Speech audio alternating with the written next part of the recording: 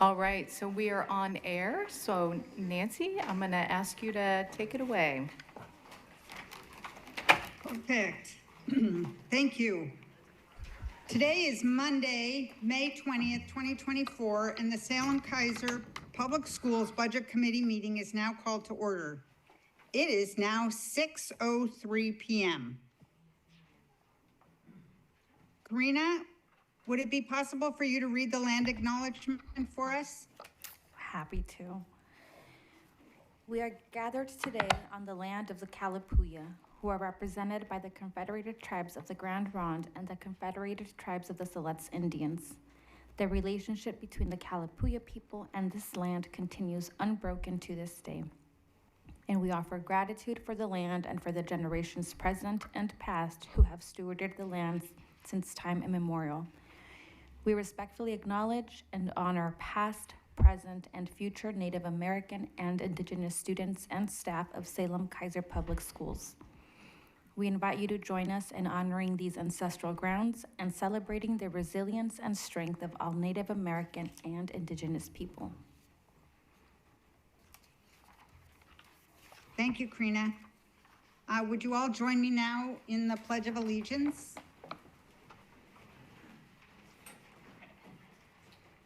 I pledge allegiance to the flag of the United States of America and to the republic for which it stands, one nation, under God, indivisible, with liberty and justice for all. I'm now going to call through the roll.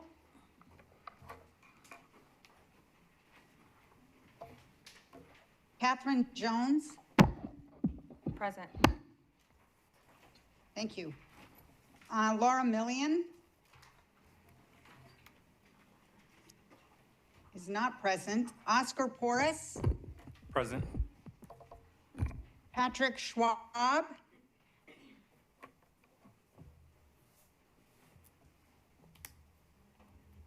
Not present. I think Kelly he's Sean arriving is late. excused. Patrick is arriving late? Yes. Okay.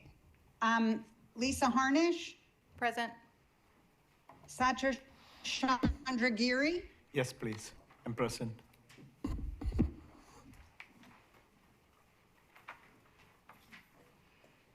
Ashley Carson Cottingham, Here. Chrissy Hudson,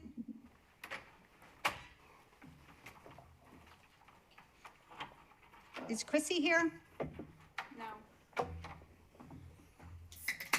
Okay. Karina Guzman Ortiz, Present. Maria Hinojos Pressy, Present. Cynthia Richardson, Present. and Patrick Schwab. Present. I believe that constitutes a quorum. Am I accurate? Yes. You are accurate. Thank you.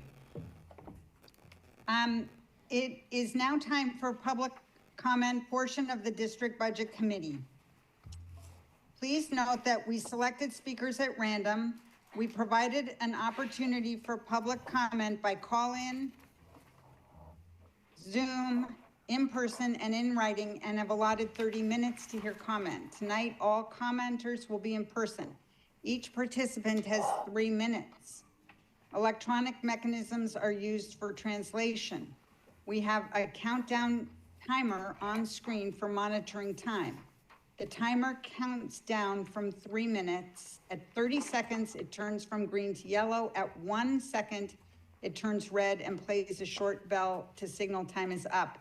It will be my job at that point to cut you off, so I'd appreciate it if you don't make me have to do that. Please be mindful of your pace for the interpreters. The board also received written comment ahead of the meeting. The written comment will be posted on the district website.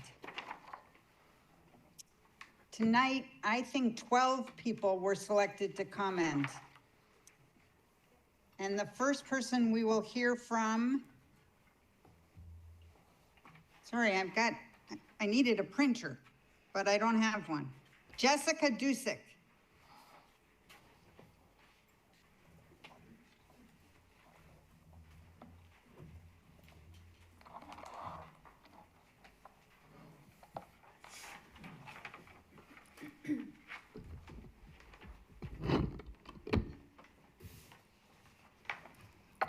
Good evening. Good evening, Superintendent, chairs, and members of the board. I am testifying in support of keeping the dental health coordinator position. According to the American Dental Association, childhood dental disease is the leading childhood disease in our country, more common than asthma. Every school year, the dental health coordinator ensures nearly 10,000 Salem-Keizer students are screened by providing school-wide screenings in all Title I elementary schools. And every year, the decay rate in the schools continue to be 20% of the students. An average of 300 of these students are identified with urgent needs: infection, abscesses, and pain. That interferes with their ability to eat, sleep, and to be successful students. Students do not attend school when the pain is too great. Attendance generates money for the district. The dental health coordinator does the following: oversees school-wide dental screening logistics, working with CSOCs to ensure each event runs smoothly. Parents are notified in advance. Each class comes into one central area, one after another, every 10 minutes until each class has had a turn. Leverages community grant dollars and in-kind donations. Dental screenings are not a district expense. Hygienists' time and toothbrush kits for each student are provided through community dollars, not district dollars. Communicates screening outcomes to parents and maintains data for case management and program evaluation. The dental health coordinator reduces health inequalities by providing dental care navigation through professional relationships with each of the OHP dental plans, and by working with district staff, including migrant, STEP, newcomer centers, school nurses, CSOCs, office managers, counselors, teachers, and more. Students cannot learn when they're in pain. When left untreated, the dental infection can move into the bloodstream and cause sepsis. School staff and CSOC time is stretched thin. The coordination of dental services is needed. I dedicated 19 years of my career to serve as the Salem-Keizer School District's dental health coordinator before leaving to work for the Oregon Health Authority. In all the years of my service, the incident that drives me to advocate for the district's prioritization of dental services is a situation in my first years with Salem-Keizer. There was a third grade student at Richmond whose face began to swell during the school day. I navigated his urgent care, linking him to a community dentist. After extracting his infected tooth, the dentist hugged me. He said that the boy's infection was so great that had the tooth not been extracted, that the infection would have been fatal. School staff is stretched thin. Staff time is valuable. Having a coordinated approach to combat dental disease is essential. Having a designated dental health coordinator is an affordable solution. Thank you so much. We're out of time. Thank you. Thank you. Next is Lincoln Isom.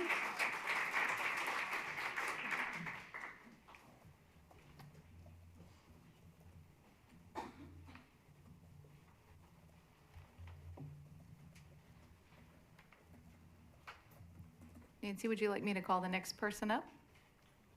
I thought I had called Lincoln Isom. Can you not hear me? We didn't hear you very well. So Lincoln Isom.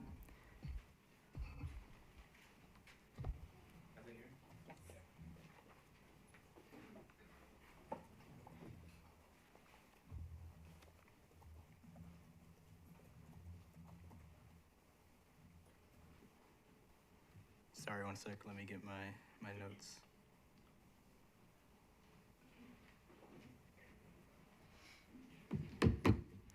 Good evening, Superintendent, chairs, and board members. I'm here to talk to you about McNary's AFJROTC unit. Sorry, can you hear me? Okay, cool. I'm here to talk about McNary's AFJROTC unit as it has now been shut down due to lack of funding and the teacher shortage. I'm going to talk specifically about what has this program done for me and what does it do for me now and what will it do for me next year. I was just awarded our school's group commander, which means I was the highest in our program. And I think next year we could have done many things, many great things because we had just gone to our first comps in the last 4 years. We competed, we got a few awards, and that was the first time we went to a comp in 4 years since COVID. What has it done for our students, our cadets, our kids? It has brought a lot of kids in that feel safe. We have a lot of kids that come in broken homes and broken areas that with a lot of parental guidance. It's really hard for them to have structure, and this program gives them structure. And it's really sad to see what these kids are gonna go through after without their guidance. We don't just teach kids how to be role models, we teach them how to work, we teach them how to go through life. And through that, we also do community service. We teach them how to go through their communities. We teach them how to be active members in their society. And I think losing this program will affect these kids so poorly to the point where I think we'll just have a lot of broken kids that won't know where to go in this school. Thank you for your time.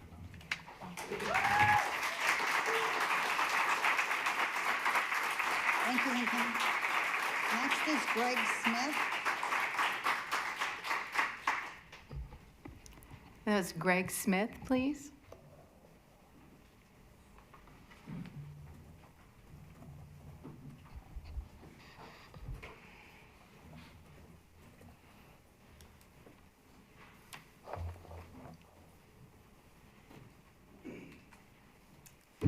Good evening. You guys hear me?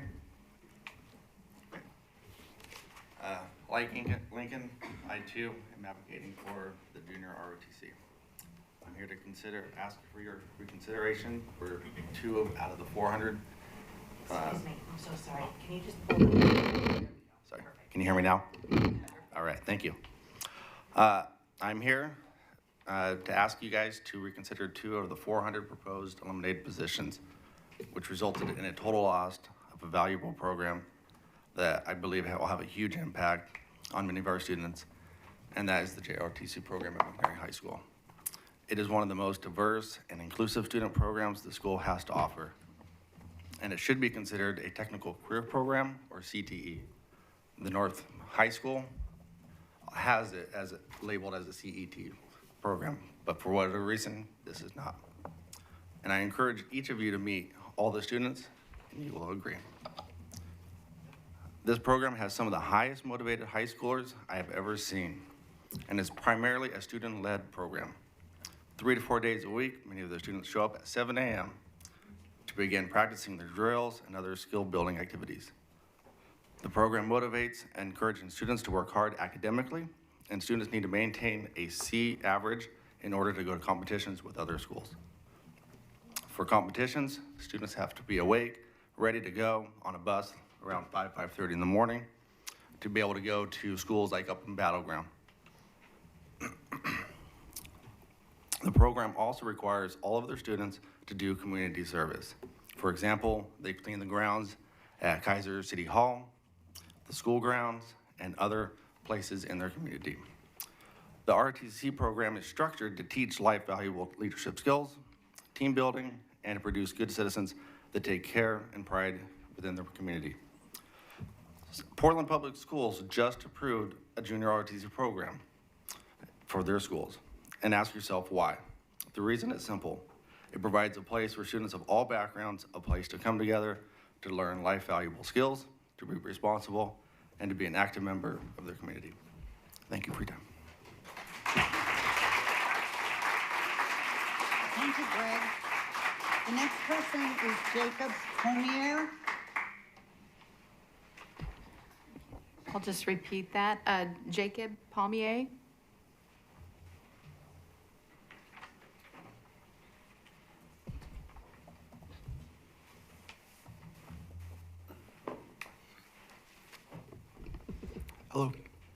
Is that good? Okay. Good evening. I've been a teacher, well, my name is Jake Pommier. I've been a teacher in this district for well over a decade at multiple schools and for 5 years at the school I'm in now. And I'm here tonight because last week at the end of this committee, there were questions from the committee about transparency in the budget. And I'm also here to ask for transparency, specifically related to the RIF process that we had last week. This is hard for me, sorry. The district preached over and over again to us that they would be first and foremost transparent. And they also said that the RIF process would have very clear guidelines and that seniority would be one of the leading factors in the decisions that were made. And I've heard of countless decisions that don't seem to have taken that into effect or at least need an explanation. And I want to give you tonight just 3 examples from my school. And again, I'm just talking from my heart right now. So excuse me if I'm getting emotional, but 3 examples where something didn't add up and I feel like we need answers.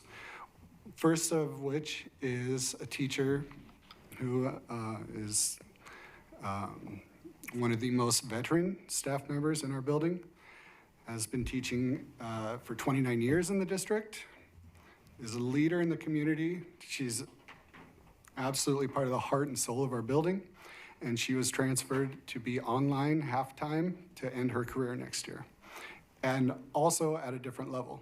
So if seniority was playing any part in that, one would think she would at least, even if her hours got cut back, stay in our building. I realize I'm running out of time, so I'm gonna go a little faster. Second is an IA who is our most tenured IA, over 20 years of experience, and again, is really like part of the lifeblood of our school. And she never expected to be transferred and was sent to an elementary school. We also have multiple IAs who've been hired in the last few months that were not affected. So that, again, doesn't seem to add up.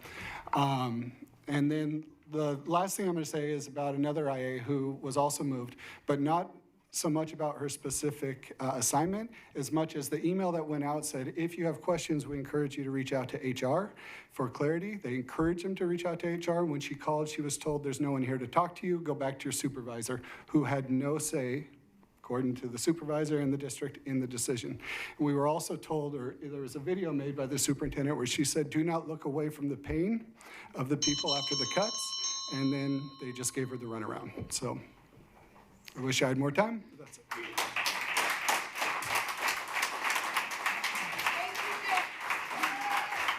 Thank you.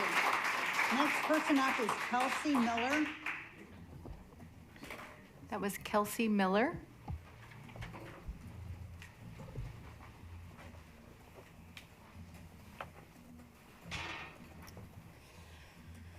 Good evening. My name is Kelsey Miller. I'm a middle school teacher at our Online Edge program here in the district. I'd like to begin tonight by thanking members of the board and the budget committee who have been actively engaged in this process, for asking hard questions, demanding clarity. Ms. Jones, particularly, thank you for your questions last week. I appreciate those. Tonight, I'm urging you to continue doing that.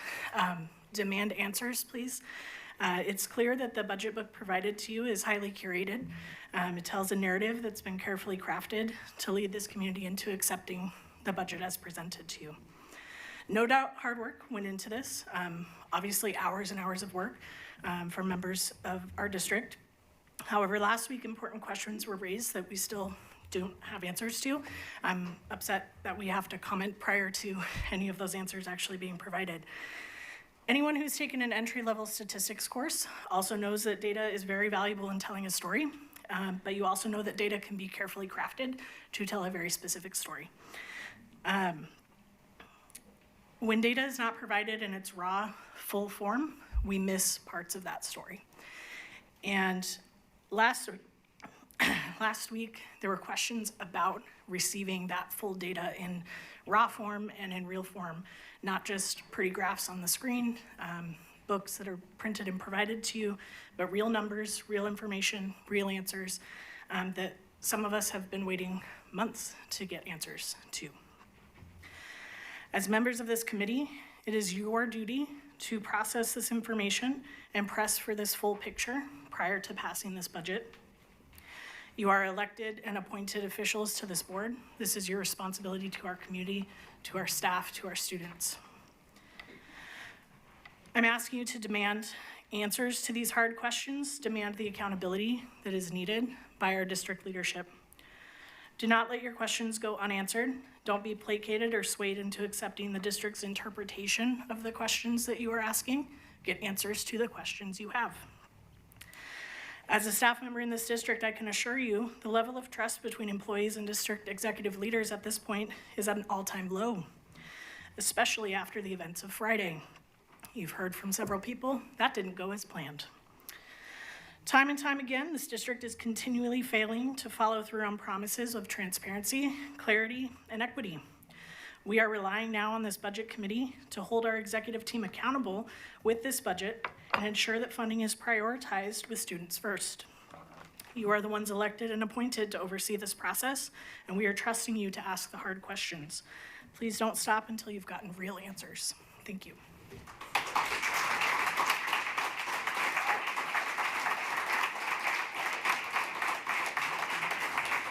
Thank you, Kelsey. Next is Robert Owen.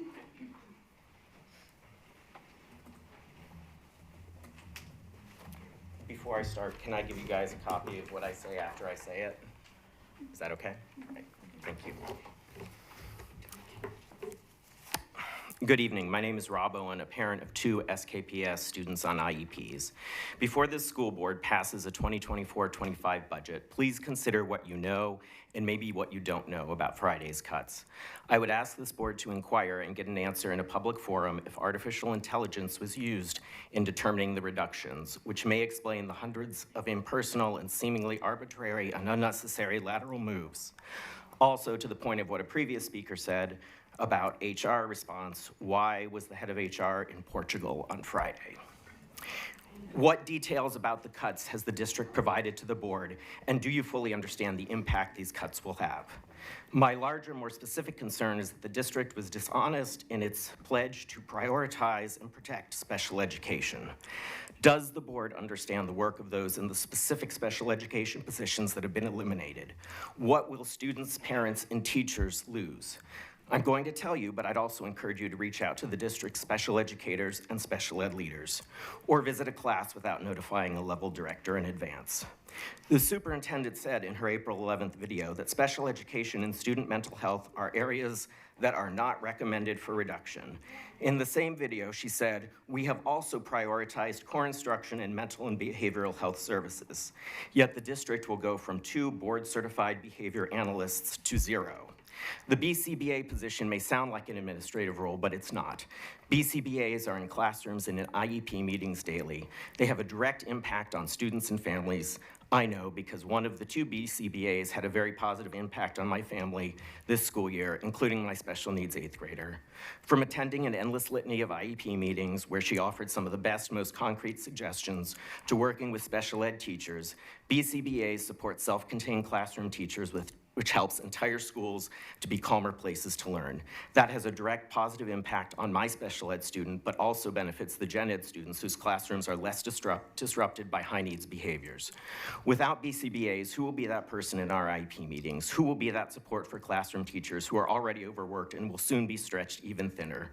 The loss of BCBAs is especially concerning because the district also cut all 5 special ed instructional mentors.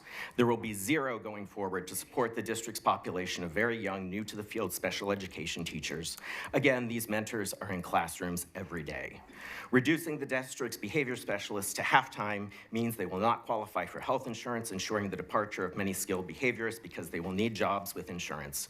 2 of 4 IA positions were cut from the special education classroom at Parrish Middle School and not replaced.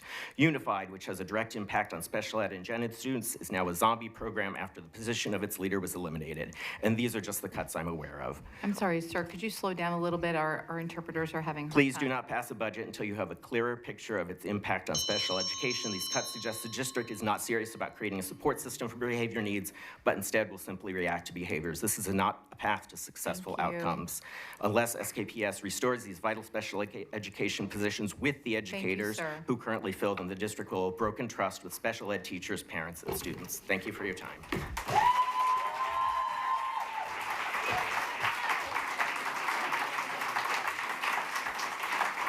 Next is Keisha Isom.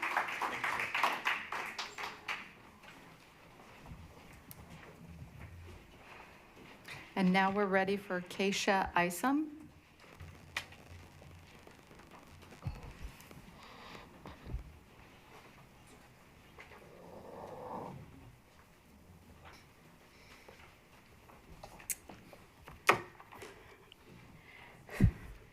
Good evening, ladies and gentlemen. I'm here as a parent to a JROTC cadet. I stand before you today and advocate for the continuation of the Junior Reserve Officer Training Corps, JROTC, at McNary High School. This program is currently serving over 500,000 students nationwide, providing immense benefits to individuals, schools, and communities alike. First and foremost, JROTC significantly enhances academic outcome. According to studies, students who participate in JROTC exhibit better attendance, higher grades, and increases graduation rates compared to their peers.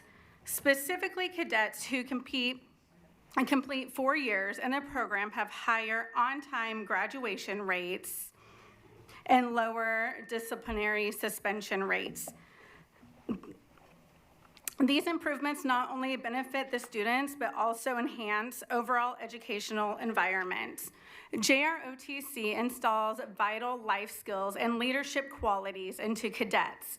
Cadets are trained in time management, goal setting, and prioritization, which are essential for success in any career path. The program emphasizes character development, teaching values such as loyalty, duty, respect, and integrity. These skills are practiced daily throughout the leadership roles and in the classroom and community service projects, making cadets well-rounded and responsible citizens. The impact of JROTC extends beyond the classroom. Community service is a cornerstone to the program, which cadets participate in various projects around the community. Additional JROTC provides substantial career advantages. Cadets who choose to enlist in the military often do so with advanced ranks and are more likely to succeed and remain in service. Even for those that are pursuing college, JROTC participation and increases eligibility of scholarships, providing pathways for higher education and more of a professional success. In conclusion, JROTC is a very powerful tool for development and discipline, capable and community-minded young adults. It offers significant academic and personal development benefits, fosters the community engagement, and provides clear pathways for future success of each cadet. For the betterment of our students, school, and communities, I highly urge you to support the AFJROTC program at McNary High School and in the continuation of it. I do appreciate your time. Sorry.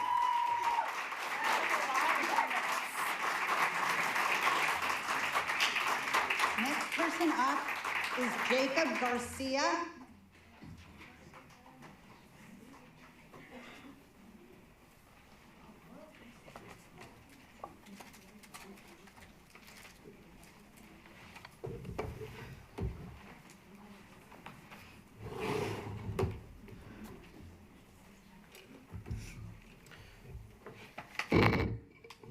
Hear me?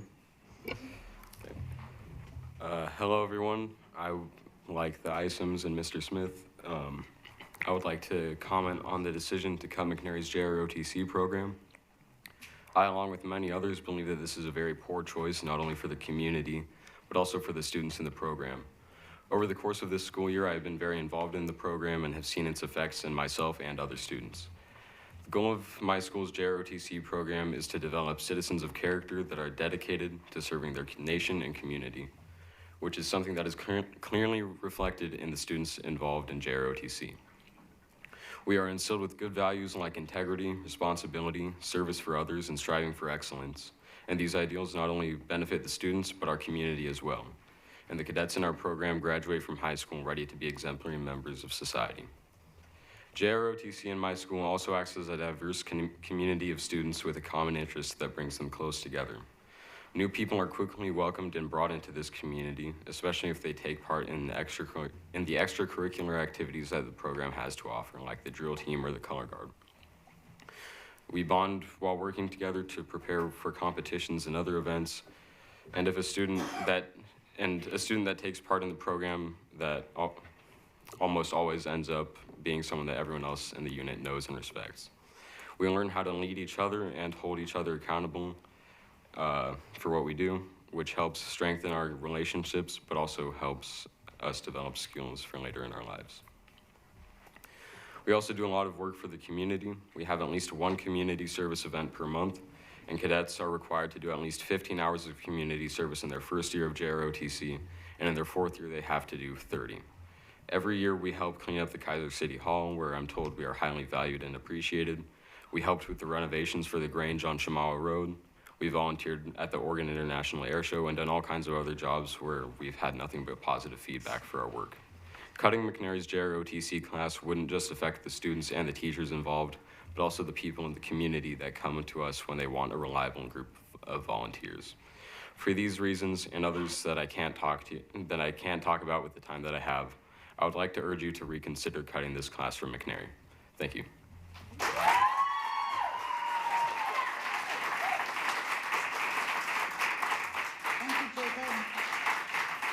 Next up is Ashley Stanford.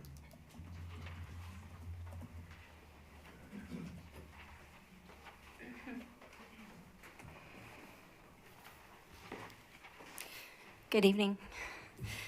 Thank you for having me. Although I am a staff member anticipating a layoff, I come to you not as a disgruntled employee, but as a deeply concerned community member, an experienced healthcare provider, and a former graduate and valedictorian of McKay. I hold a doctoral degree in physical therapy, an advanced board certification in orthopedics, and after 8 years of working with very lean staffing at Kaiser Permanente, I became a school-based health assistant at Leslie Middle School to continue serving the youth of our community. For those unfamiliar, health assistants are essential support for our district's registered nurses. Due to previous deep cuts, school RNs now cover 4 to 5 schools each, managing thousands of students apiece. Health assistants like myself operate the health room on a daily basis, addressing illness, injury, nosebleeds, head lice, self-harm, asthma, diabetes, and severe allergy, including EpiPen administration. We are liaisons for EMS and coordinate with counseling and social work as needed. We are responsible for intaking, storing, and administering all medications. We maintain health room supplies, input student injury reports, and spearhead calls to our district's RN advice line. Additionally, we handle the critical task of acquiring, inputting, and enforcing all immunization records to meet state requirements. Last year, my position was cut to 4 hours per day, so 2 hours of the school day are currently covered by a rotation of office staff. Some of them have fears and phobias of blood and vomit, none have healthcare experience, and all have additional full-time roles. They have done an awesome job, but it is my duty to ensure accuracy in the health room, and I have found errors many times requiring remediation. There have even been instances, thankfully not under our watch, of students being given the wrong prescription, a potentially life-threatening situation. Not one bit of this is surprising, given the model we are working within.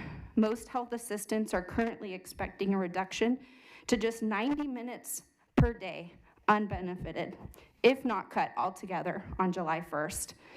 With 20 years of healthcare experience, I am appalled that of all the places our district chose to make cuts, this one could foreseeably result in preventable death, illness, or permanent injury.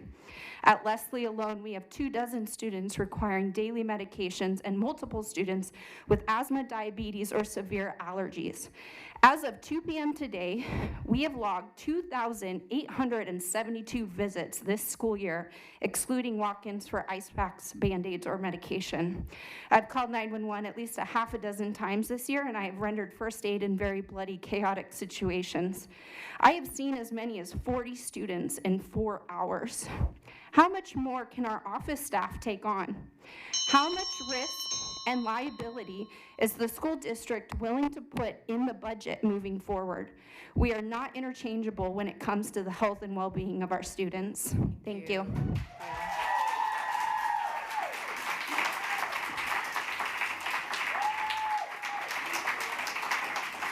Thank you, Ashley. Next up is Madison Leitz.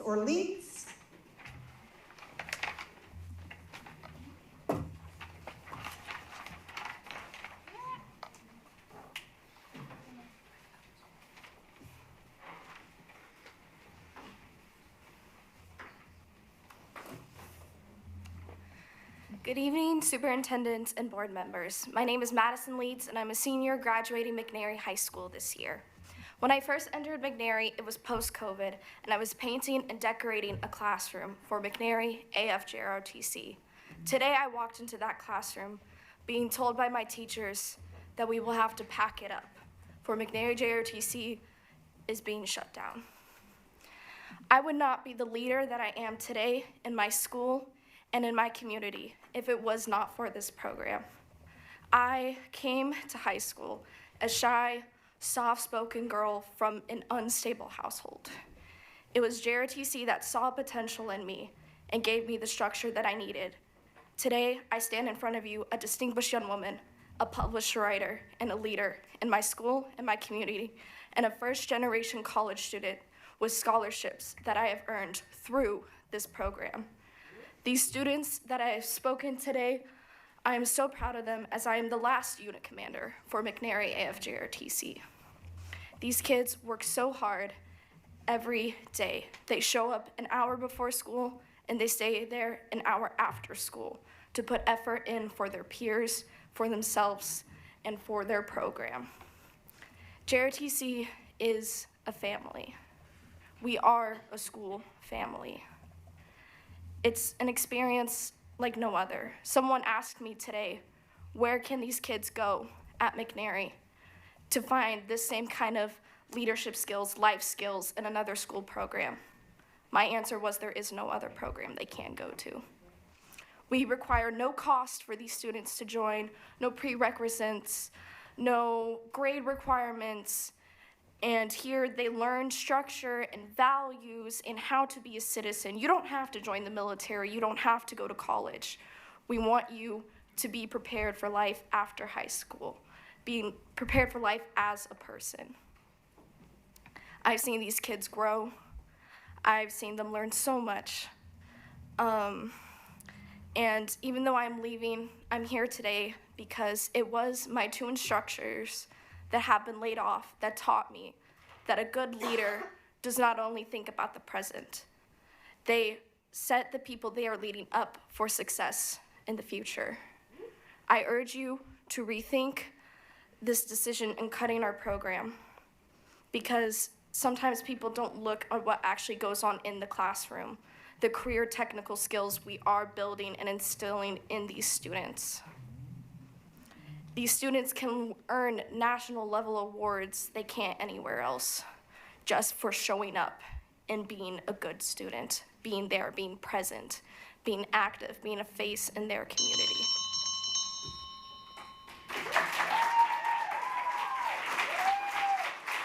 Thank you, Madison.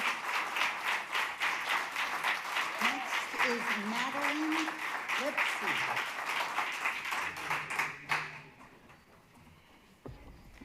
That was Madeline Lipsy.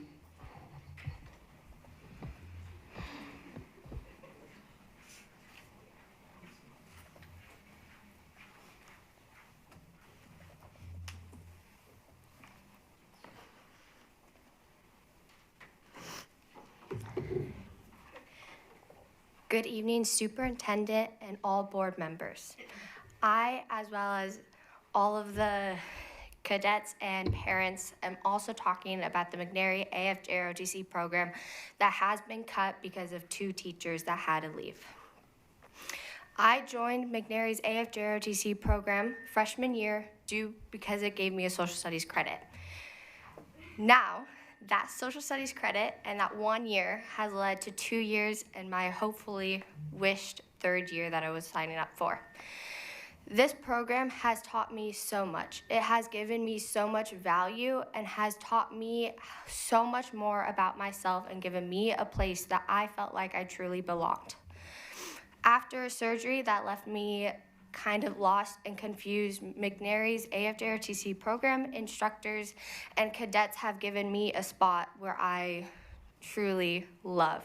The competitions that just opened up after 4 years has shown immense improvement in just our drill team and color guard just from the 4 competitions we went to. This program is just a cornerstone, shows community service. We work, it gives like duty, responsibility, integrity, and all different things that these cadets have to show to be part of this program. I highly recommend rethinking your choices of cutting this program, and I hope it stays open. Thank you so much.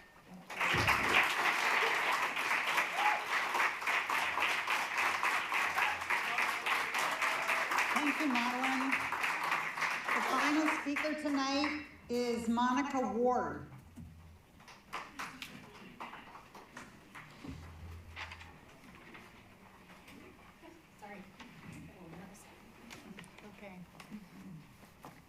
Hello, ladies and gentlemen.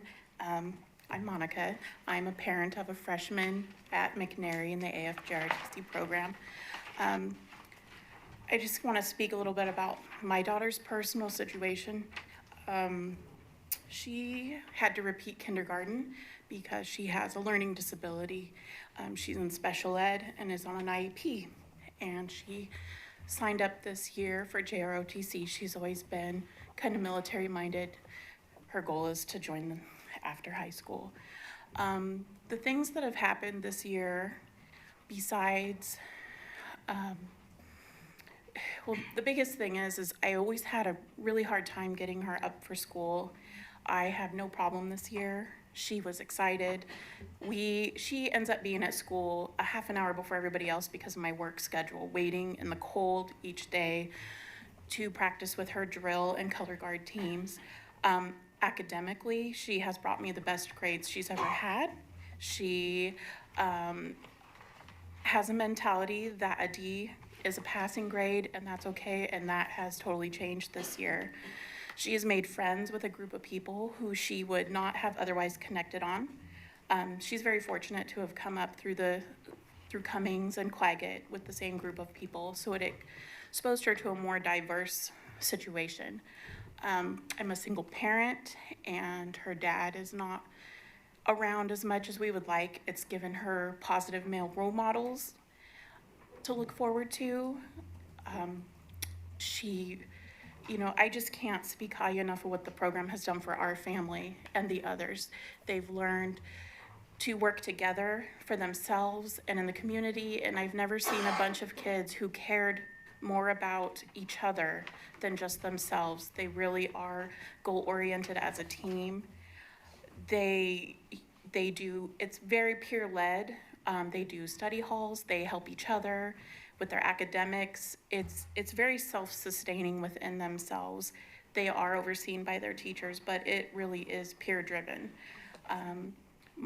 I just can't say enough and how I wish this opportunity to remain open to other children who maybe aren't in a great place, or maybe they want more direction or more of a belonging. But I urge you to please take a look at the budget and reconsider this. It has done great things for our family. So, thank you.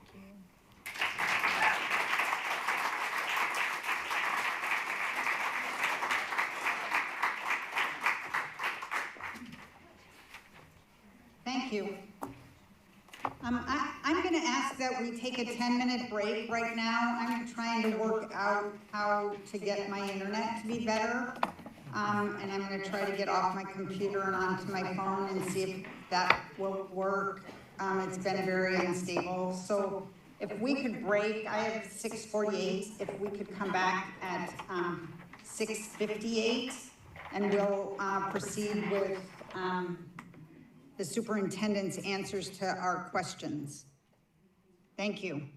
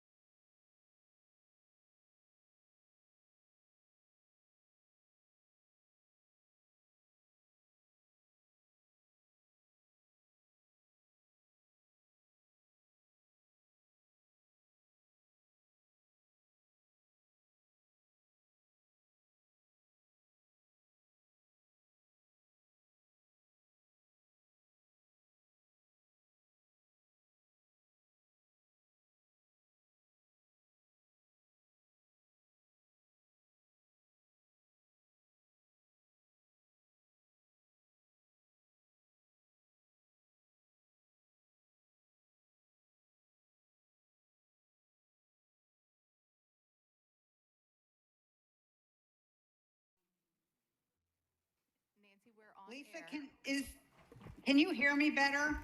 We can hear you, but could you hear me? I can hear you really well right now. Oh, I didn't hear you before that. Great. Well, we are on air and ready to go when you are. Super. I just want to recap what we heard from the public. We heard about, a significant amount of pain, dental health workers, school-based health assistants, passionate students and parents talking about the JROTC program at McNary. We heard concerns about the RIF process, accountability and transparency, and special ed cut. And I just wanted to recap that so that you knew that we were paying attention. So next, we'll hear from the superintendent with some of the questions that we raised, and then we will move into deliberations. Thank you, Chair. I appreciated especially the summary. It is true. There is a lot of pain in the system right now as we're grappling with the scope of these reductions and also the complexity of these reductions. It's both at the same time, which makes it particularly difficult for individual families, students, teachers, and schools. As we work through our presentation tonight, we're going to cover a few things that we've talked about before, and we're also going to talk about a couple of topics that are new but pretty germane to the moment we're in. So if you can advance this slide.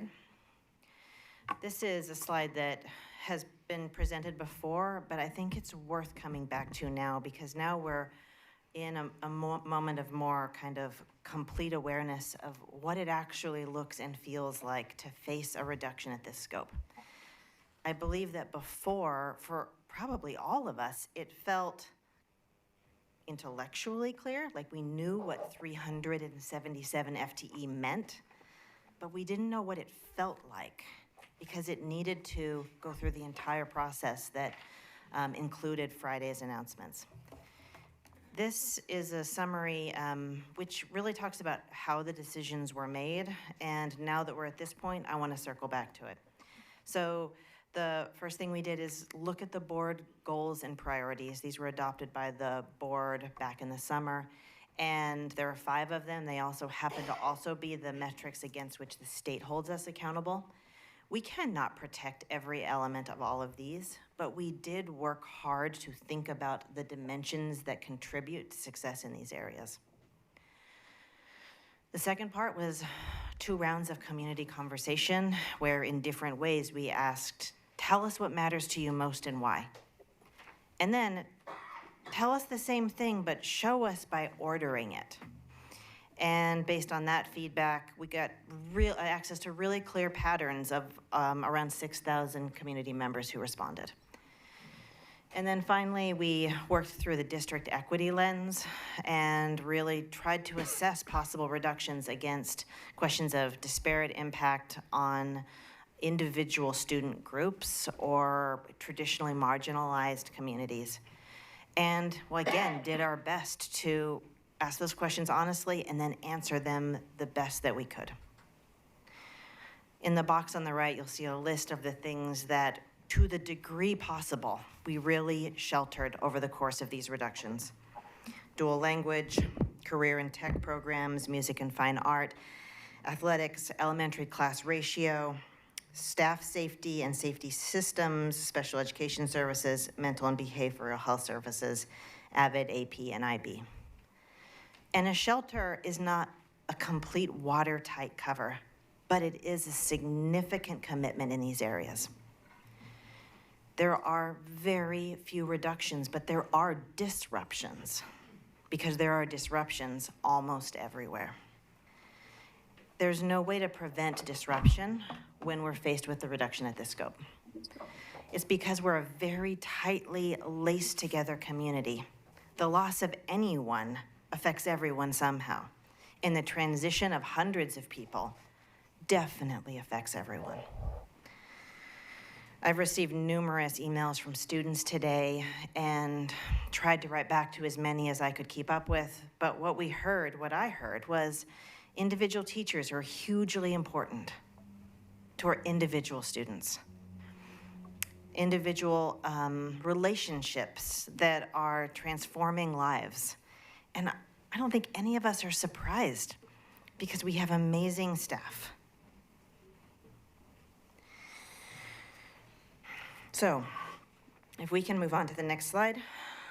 We're going to talk a little bit about how this reduction is settling, and then I'm going to transition over and address maybe kind of obliquely some of the questions you heard in public comment, because we should clarify how a reduction in force works at a high level to better understand how we could land in a situation where we have 112 layoffs, but over 500 transitions. So first, this is a summary of how it went. We did eliminate 377 FTE. And we had predicted that that was going to result in hundreds of layoffs and hundreds more, maybe even up to 800 bumps between different locations. And as much as any reduction is terrible and heartbreaking, there is something to say here, which is that 112 layoffs is not hundreds.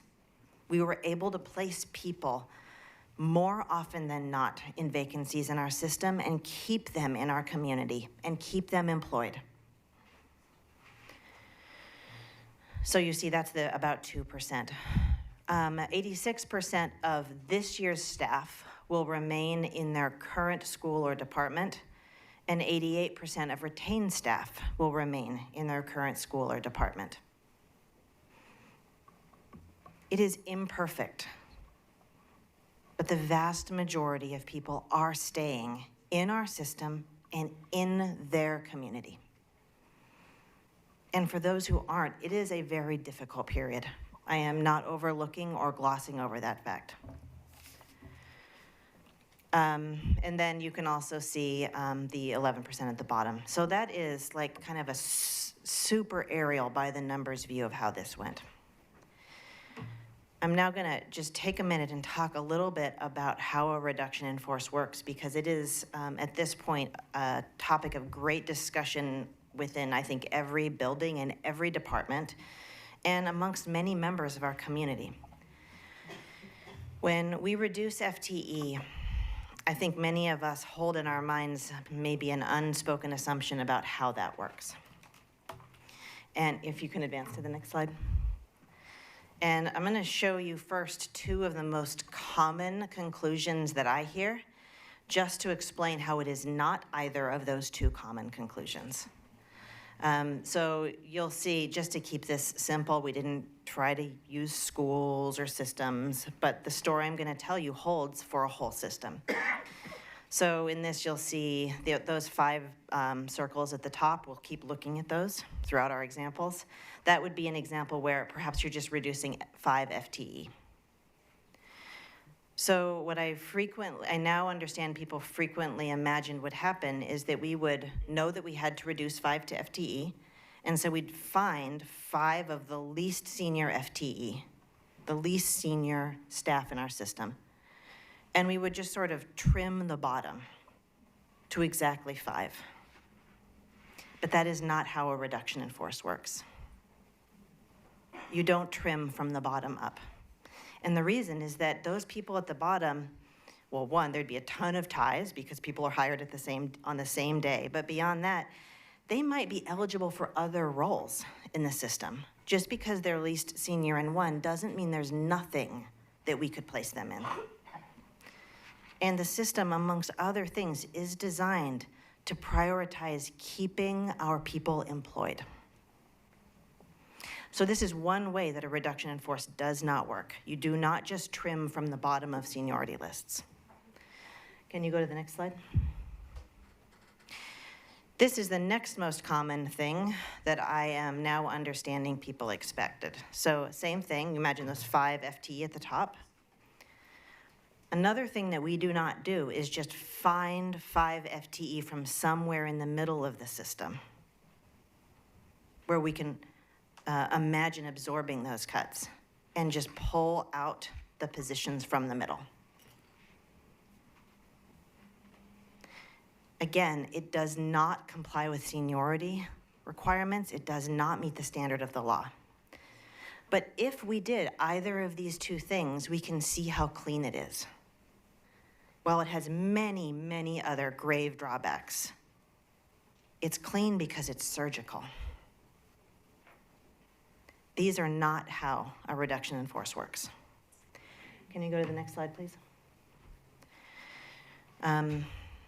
It might be that not everyone can see really faint lines, but I'm just gonna have to kind of walk you through it. This is more how a reduction in force works. So same 5 at the top. And as you work through the reduction from the top to the bottom, people start moving laterally across the system based on seniority and based on certification, based on other elements that are part of the way that our contract and law fit together. And they start displacing each other in lateral chains. It could be the case that Lisa bumps Karina.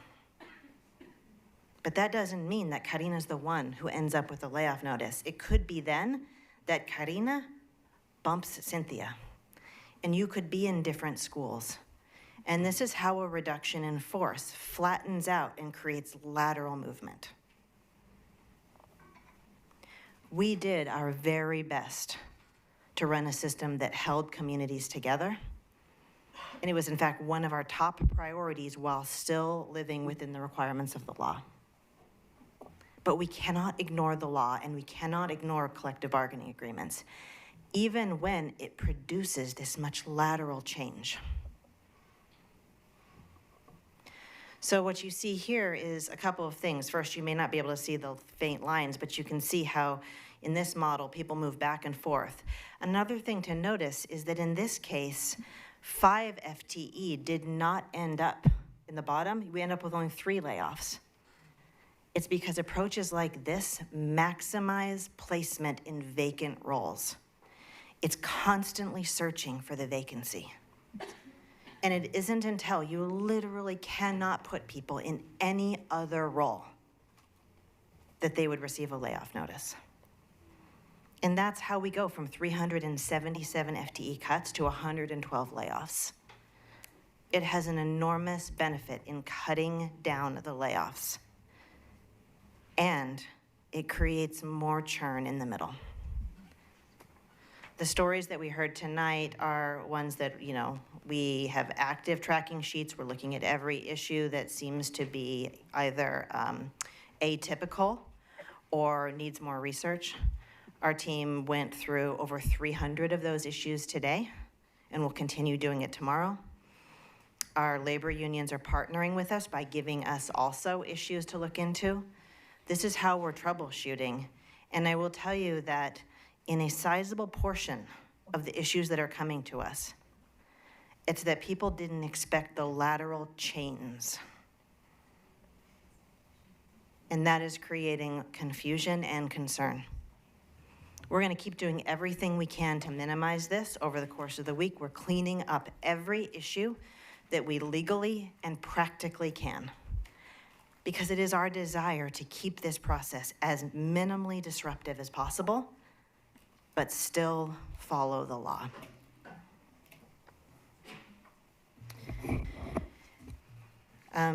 That is actually the conclusion of the slides for tonight. There are a few issues that we want to address that relate to the questions of the committee. So for people who are watching, these supplementary materials are online, available online. And there were 2 questions brought to us from the committee last time. The first was a list of administrative positions, which you can see here. It's the landscape. It's the landscape sized one. And then the second is a summary of contracts. You can see that one here. These are, I think, largely self-explanatory, so I will not give them a voiceover, but we will pause here and take questions on this or anything else the committee might have.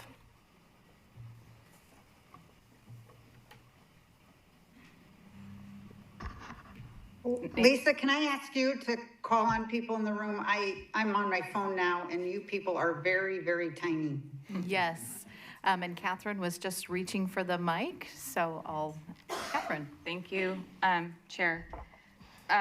So I just want to make sure I'm looking at this correctly, Superintendent. So of the 191 positions that we identified, last week, 121, it looks like, are principals or assistant principals that are directly in the schools. When I was thinking of administrative staff, I was thinking of back office. But, so I just want to make sure I'm looking at this correctly. This is 70 positions left over, but these are administrative, these are manager executive positions, 70 positions in the school district. Supervisor positions. Supervisor positions, so 70 supervisor positions, and so that's not including the staff that report to them at the school district. There are also both licensed and classified staff that report to them. Okay. Is it possible we can add it to the list of, can I get a number of back office positions, support positions that report to these positions?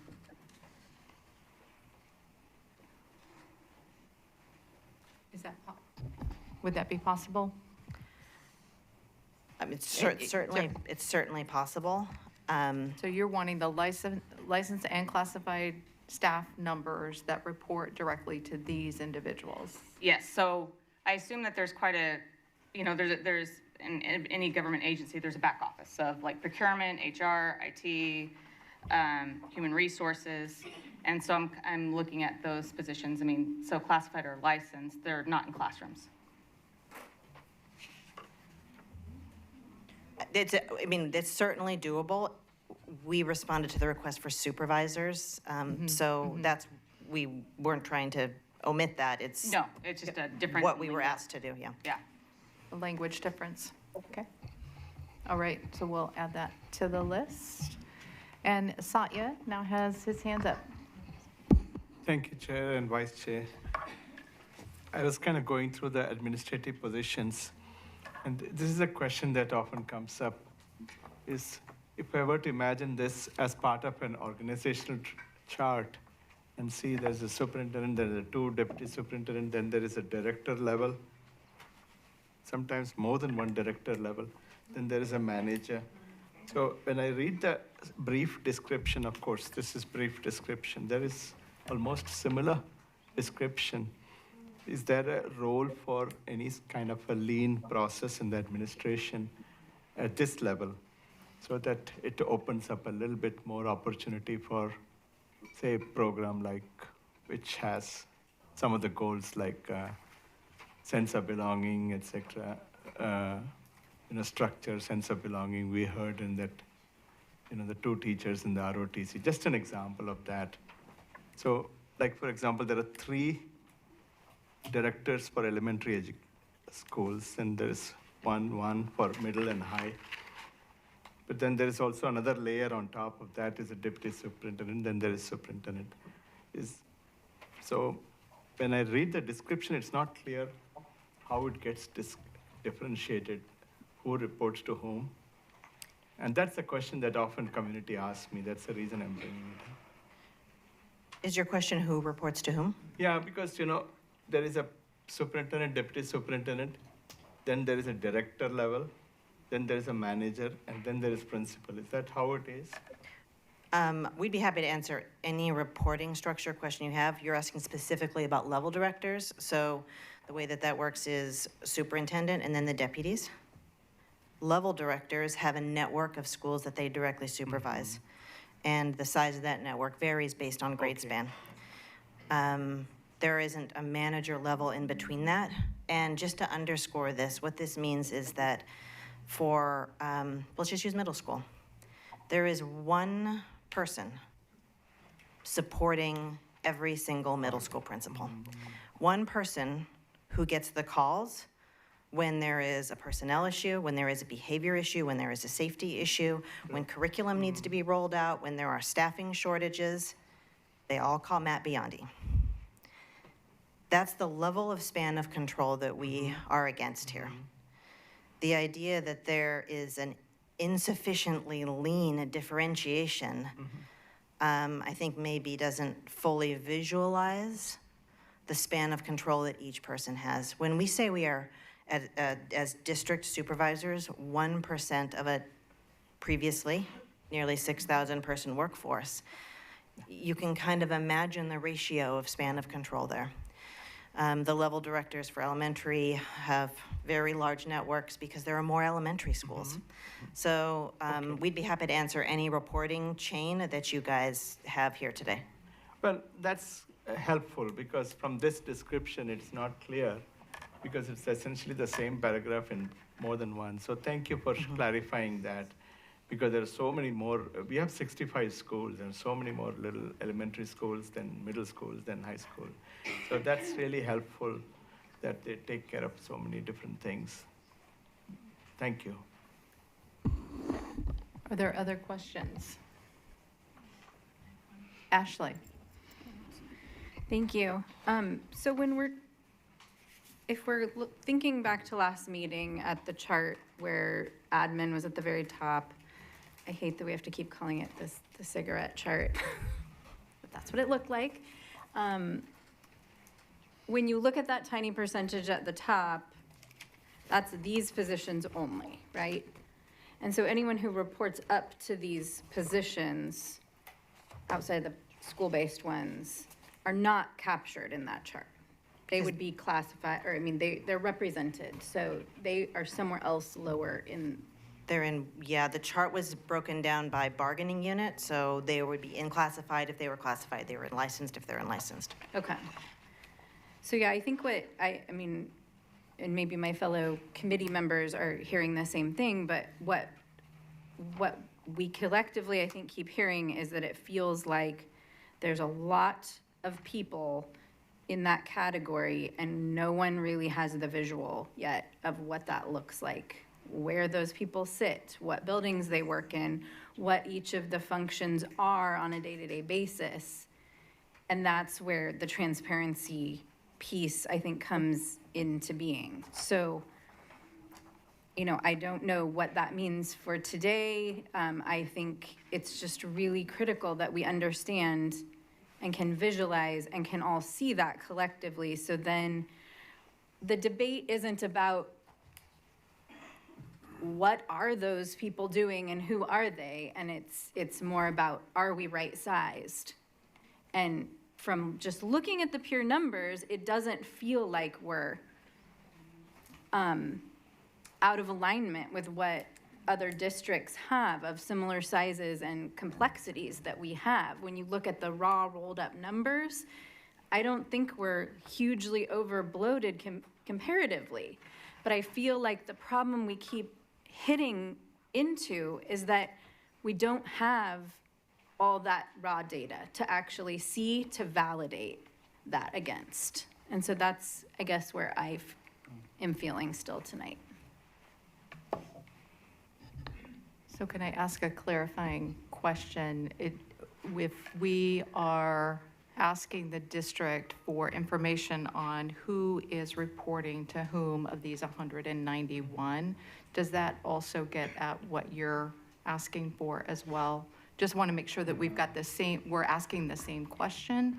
I mean, I'm asking for like, essentially an organizational chart, not people's names necessarily. Like, I don't want to have confidentiality issues or targeting of people or, you know, targeting to eliminate things. It's just straight up transparency about what are these folks doing for the district. I mean, I think everyone's doing something pretty valuable, and that I know the team has gone over with a fine-tooth comb to make sure it's in alignment with the priorities. But the problem is that there's a lack of trust because of the problem we're in financially. And so I think just having that transparency could help ongoing, really. Satya. So this is not a new question. I want everybody to hear that. This has been a question that has been, I heard it in the last 4 or 5 years. So this is an ongoing question about how does our organizational tree look like in this Salem-Keizer. Like you explained it, that there are so many more elementary schools. So the number of children or number of schools and number of faculty they are supervising will be much more than middle school or high school. So that's why you have 3 directors for elementary and 1 for each. But I think as a community, they have frequently brought this up. 4 years I've heard, 5 years I've heard the same question again and again. Every budget cycle I hear the same thing. They use the word top heavy, but I think a simple org tree will say, help people, saying so many schools are under each of the directors or who reports to whom. Then it becomes very clear. I know these folks do some very valuable, very complex things because it's like juggling multiple balls and multiple things. So, but it really will help set the narrative to rest so that people understand, okay, these are the requirements. Some of them are required by the law and some of them are required to just manage so many people. Yeah. So that would be helpful. That way everybody understands that this is why we have so many directors, so many managers. That way we have like 4 or 5 or 6 human resources is an example. I was just simply counting them because it's such a huge district with so many people. So we need, some of these issues cannot be ignored. I do understand. So that would be simple. Okay. Like in the hospitals, we have an org tree, who CEO, here are the directors, here are things. So I we think- don't need at every level, but some high level is helpful.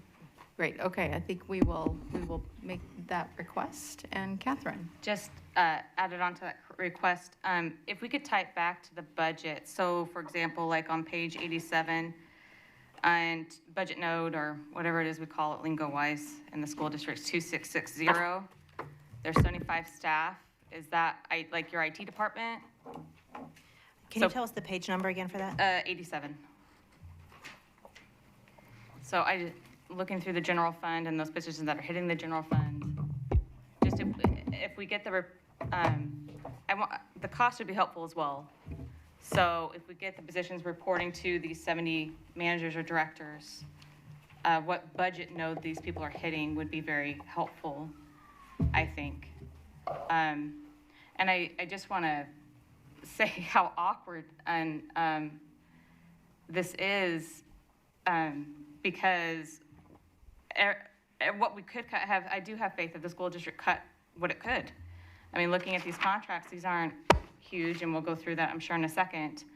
So we're past the point of, cutting excess. We're now to the point of cutting people that do real jobs and real work. And where I stand, where I'll always stand, and when I apply to be on the budget committee, is it matters to me the classrooms.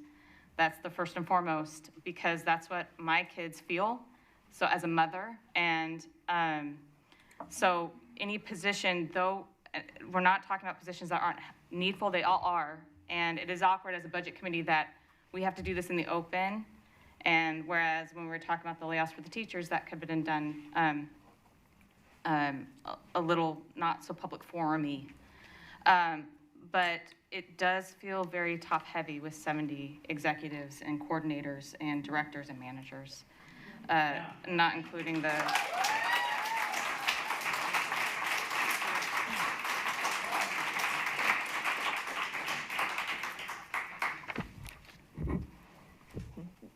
I think virtually all of these things are things we can accommodate. To tie it back in the way you described, we will not be able to do that by tomorrow morning. And it's mostly because that's going to require tiring back. They're not all in one funding source. So, it'll be like one administrative assistant and one coordinator and one program associate and one of so many things that took an otherwise largely clean request and then splintered it across a pretty significant inventorying project. But this is the purpose of the budget committee, and if the committee decides that that is the most important thing, then in order to be able to move forward with the next stages in budget discussion, then we'll, at the conclusion of this meeting, just have to have a practical conversation about the fact that at this point, a request at that scope cannot possibly be ready for tomorrow. and figure out what we do to accommodate the breadth of that as a data point and a need. Relative to the listing of everyone, that is simple. It gets a little more complicated, Dr. Chandragiri, if you're asking for it as an org chart too, because you described a functional org chart in addition to a staffing request. Those are somewhat different documents. But I think the main thing I'm hearing is you would like to know what else there is: running payroll, managing procurement, driving buses, routers. And if that next thin slice is what you need, we understand that. I am going to just briefly address your perception that 68 people is top-heavy. And I understand and hear that all the time, all the time. 68 people in a nearly 6,000 person organization. Even add the principals in. The span of control is huge. This is my 3rd district. I've never been in a district this thin, ever. And each person here, we don't have a lot of people doing things for us. We are doing all the things too. It's not as if there is a surplus of help. In every other organization that I've been in, I'll just speak about the role of the superintendent. Somebody is prepping the decks, writing the comments, doing the research, doing all of those things. I do all of those things. There's no one here has time for it either. We are all wearing many hats. And I understand why that's not visible in schools, because if we do our job well, they never have to think about it because the work is getting done. And Superintendent, I do hear you, I do. What I also know is that there's other government agencies that run bigger budgets with more staff on less. And so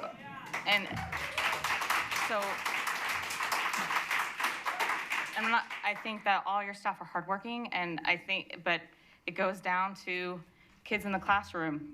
And so,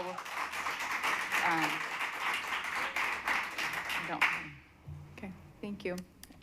Rena. Thank you. It's hard to sit here, right, and just to see, and I think, Catherine, your comment around, we're now probably looking at, what else is left, and so that just feels really heavy. But I also acknowledging Superintendent's comments around just the time that we have. I'm wondering, and I don't have this request specifically, but if the request is to look at, I think what I want to suggest and propose is that we be very direct around what it is that we're asking for, because time is of the essence also, right? And so if we're saying, we want to look at classroom sizes and whether it looks at the district, they have, I know you all have looked at these, every single position and every single staff and every single duty thoroughly over the last year to probably give that recommendation back if that is what the ask is. And I think I'm just trying to balance these pieces of the sentiment and then the time. I don't have a specific request at this time, but I think I'm just being cognizant of what our role is and what our time is as well. So I just kind of wanted to propose that for all of us, because I understand the wanting to look deeper, but maybe be more clear around what is it that we're looking for. Sure. The outcome we're looking for. My request is the number of back office staff that are in the district and that report to each of these 70. So I think back office staff, What do you mean? if I could just. Number of FTE that roll Yeah, up number of FTE, and we should be able to connect it to the budget. So, like, for example, if we have IT, I don't mean to pick on you. If we have an IT department that reports to the district, we got 75 staff that are in that budget and they're in node 2660. That'd be very helpful so we can connect it to cost.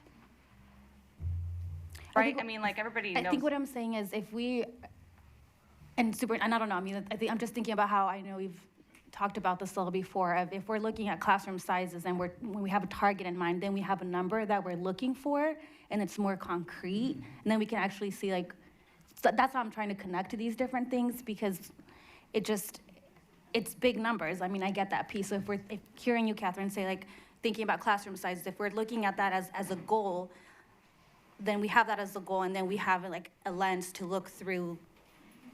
I'm not objecting to the organizational chart. I agree. Like, we've heard that loud and clear.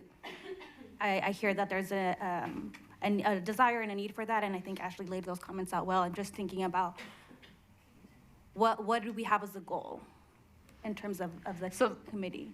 The goal is we have a limited amount of general fund, and that general fund is what funds teachers. And if we can find, and I don't think we're going to rescue all of them, but if we can find, you know, if we shake that tree and we get as much as we can out of it to put more teachers back in classrooms, as much as we can. I'm not saying we're saving all of them. I'm saying that some's worth it. Let's see what we can do.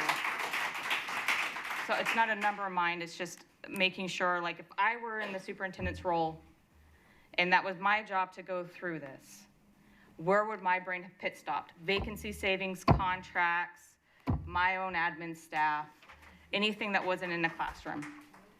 So they should have gone through, and I'm sure you should have gone through these exercises. So that data shouldn't be hard to pull. It should be right there on your table.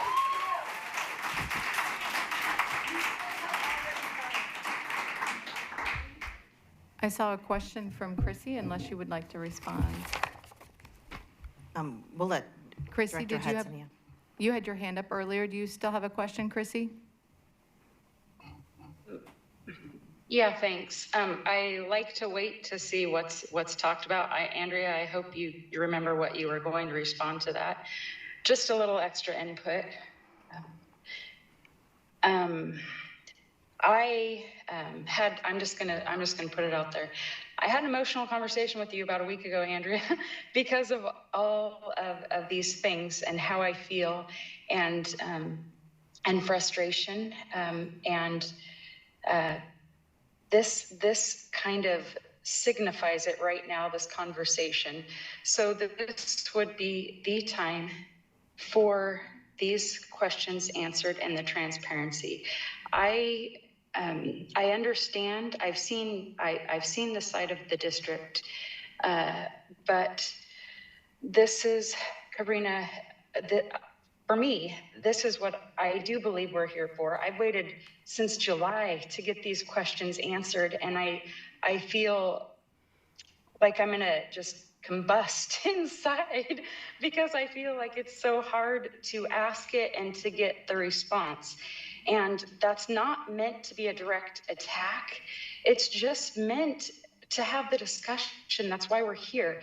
And it would be less awkward to have had these, been able to discuss these not out in front of the open. It would be nice to have had them to offer to let us help you present to the public initially. So maybe there was less backlash, more understanding, all of these things. Again, the place is here to help. Like, I understand it's covered, and I do believe it is. So I don't know what other words to come up with myself to add to that. So I'm sorry for not being able to contribute there. What I can contribute is that I would wait, committed and ready to vote to pass the clarity, just these. So I hope that's okay. Thank you, Kareem. Thank you, Chrissy. And Nancy, you had your hand up? I do. First of all, I think that I certainly, when we talked about what we were asking the district, I thought I had a very clear understanding of what we were asking the district, and I think we received what was my clear understanding of what we were asking the district. And I think we have now just changed what it is that we're asking of the district. And I think we need to acknowledge that, because I think there is a perception that they don't want to tell us things and they're hiding things. And I think that it is very important that I will own that what Catherine is asking for today is not what I understood. And I advocated and worked with the superintendent to get what I understood. And so this is a different question. And it is not on the district that they're trying to hide something by not bringing that forward. I think that we were asked for what was in the top of the cigarette. And so all those classified folks and all those licensed folks that you're talking about now, that administer payroll and procurement and, get somebody out to fix the roof when there's a leak, and like all of that level, are people who are represented. And so they don't show up in the top of the cigarette. So I just want to be clear that that is on me, and I apologize to all of you for not understanding more what you were asking for. But please let us not move forward with the attitude that the administration is hiding something. If we're asking for something different and they're saying they can get it for us, but not by, first thing in the morning, that doesn't sound to me like they're hiding things. Thank you. And then, Chrissy, you had your hand up, and then I'd like to put my hand up as well. Put mine and after then you. Okay. I just wanted to respond to you quick. Thanks for, I understand that. That's why we're sitting and having this discussion. Because we're over and over, because we're trying to communicate the depth and the level of what each of us mean. So you're right that now every mind perceives things differently, and that's part of what makes it very difficult. If we knew, I wish I knew, I really wish I knew to ask clarity from the get-go. And that's, so what I meant when I said the different minds perceive different is, it's good that you addressed that, because you're right, the perception might be that of folks. That's not what I'm trying to say. So, Chrissy, your reception. I don't believe it. And I know we've been so busy from the get-go. I feel like we hit the ground running. But to sit and, go ahead. Thank you. That's all. I'll pause. You guys go ahead. Thank you, Chrissy. I'm sorry that the link is, the connection, thank you, Salia, is not always what it needs to be, because we want to hear your voice. I would say, as a budget committee, we are asking good questions, the right questions. It's our job to do that. I appreciate that. And we also have an administrative team who is so committed to this work as well. And they have worked tirelessly. And I think it's pretty incredible that we've gone from 377 potential layoffs to 112. And I think that should be acknowledged. This is a terrible time. And unfortunately, we are having to do this all at the same time, which is so painful, to listen to all of the pain in our schools and to see it in our children's faces. I was out at CTEC today and just feeling, connecting with kids and their understanding of this. It hurts. And we have to pass a budget for us to work next year.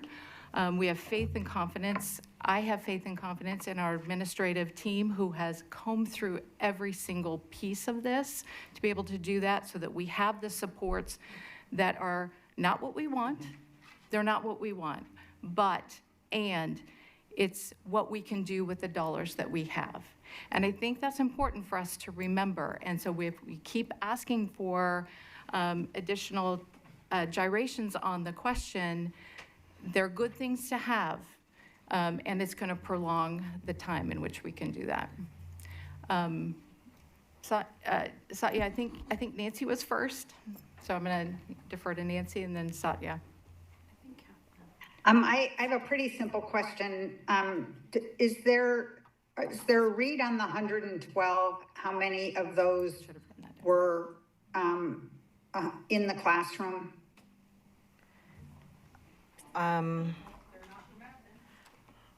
The 112 were all part of the reduction in force. So by definition, they're in a bargaining unit.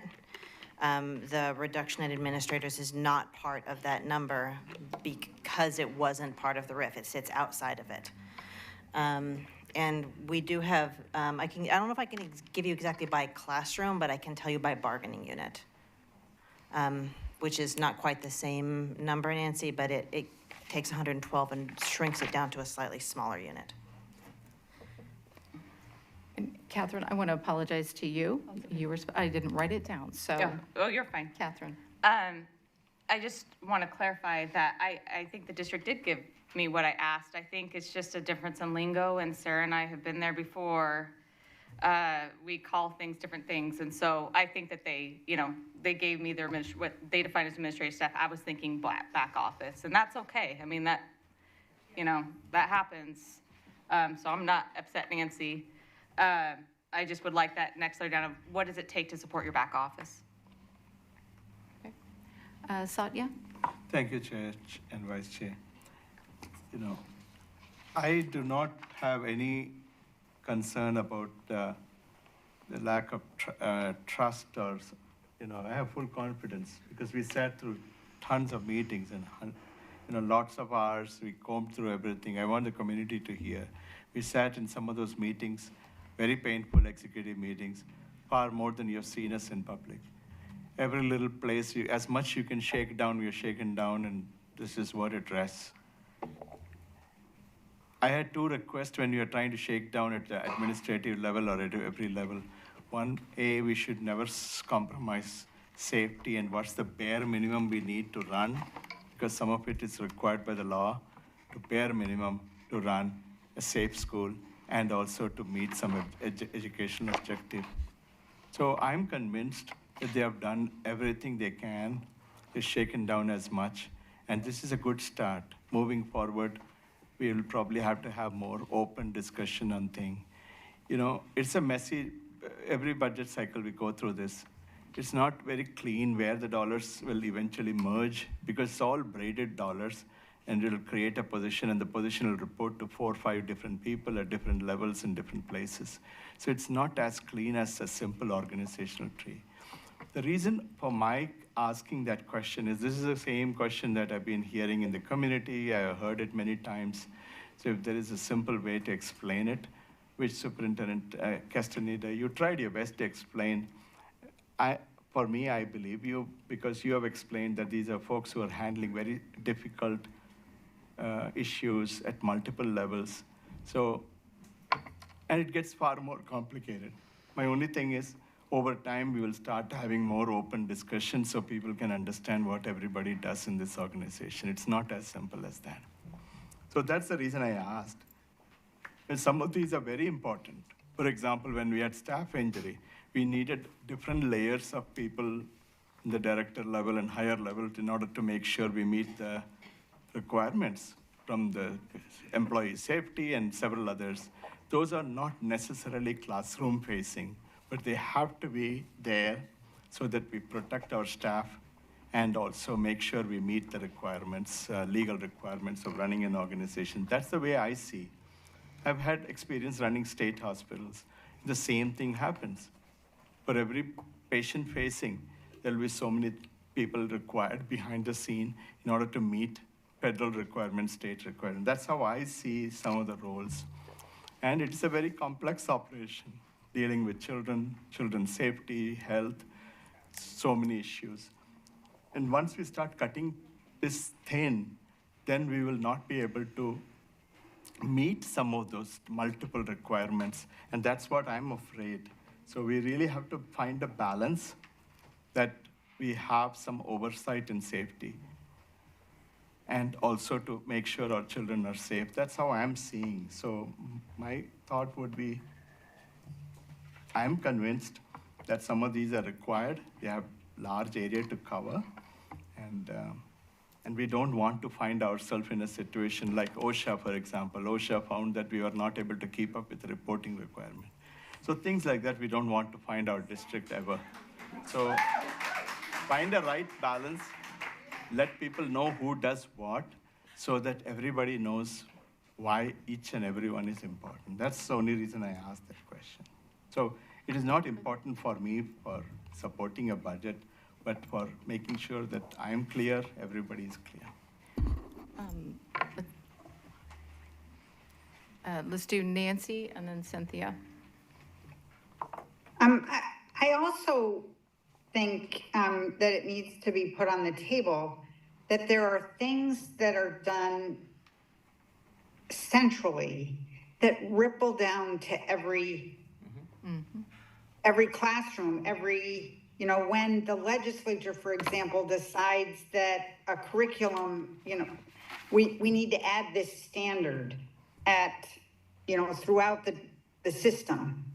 If you don't have people at the central office who can look at curriculum and look at what you have to meet that need, then it's incumbent upon every teacher, and you're increasing the workload for teachers to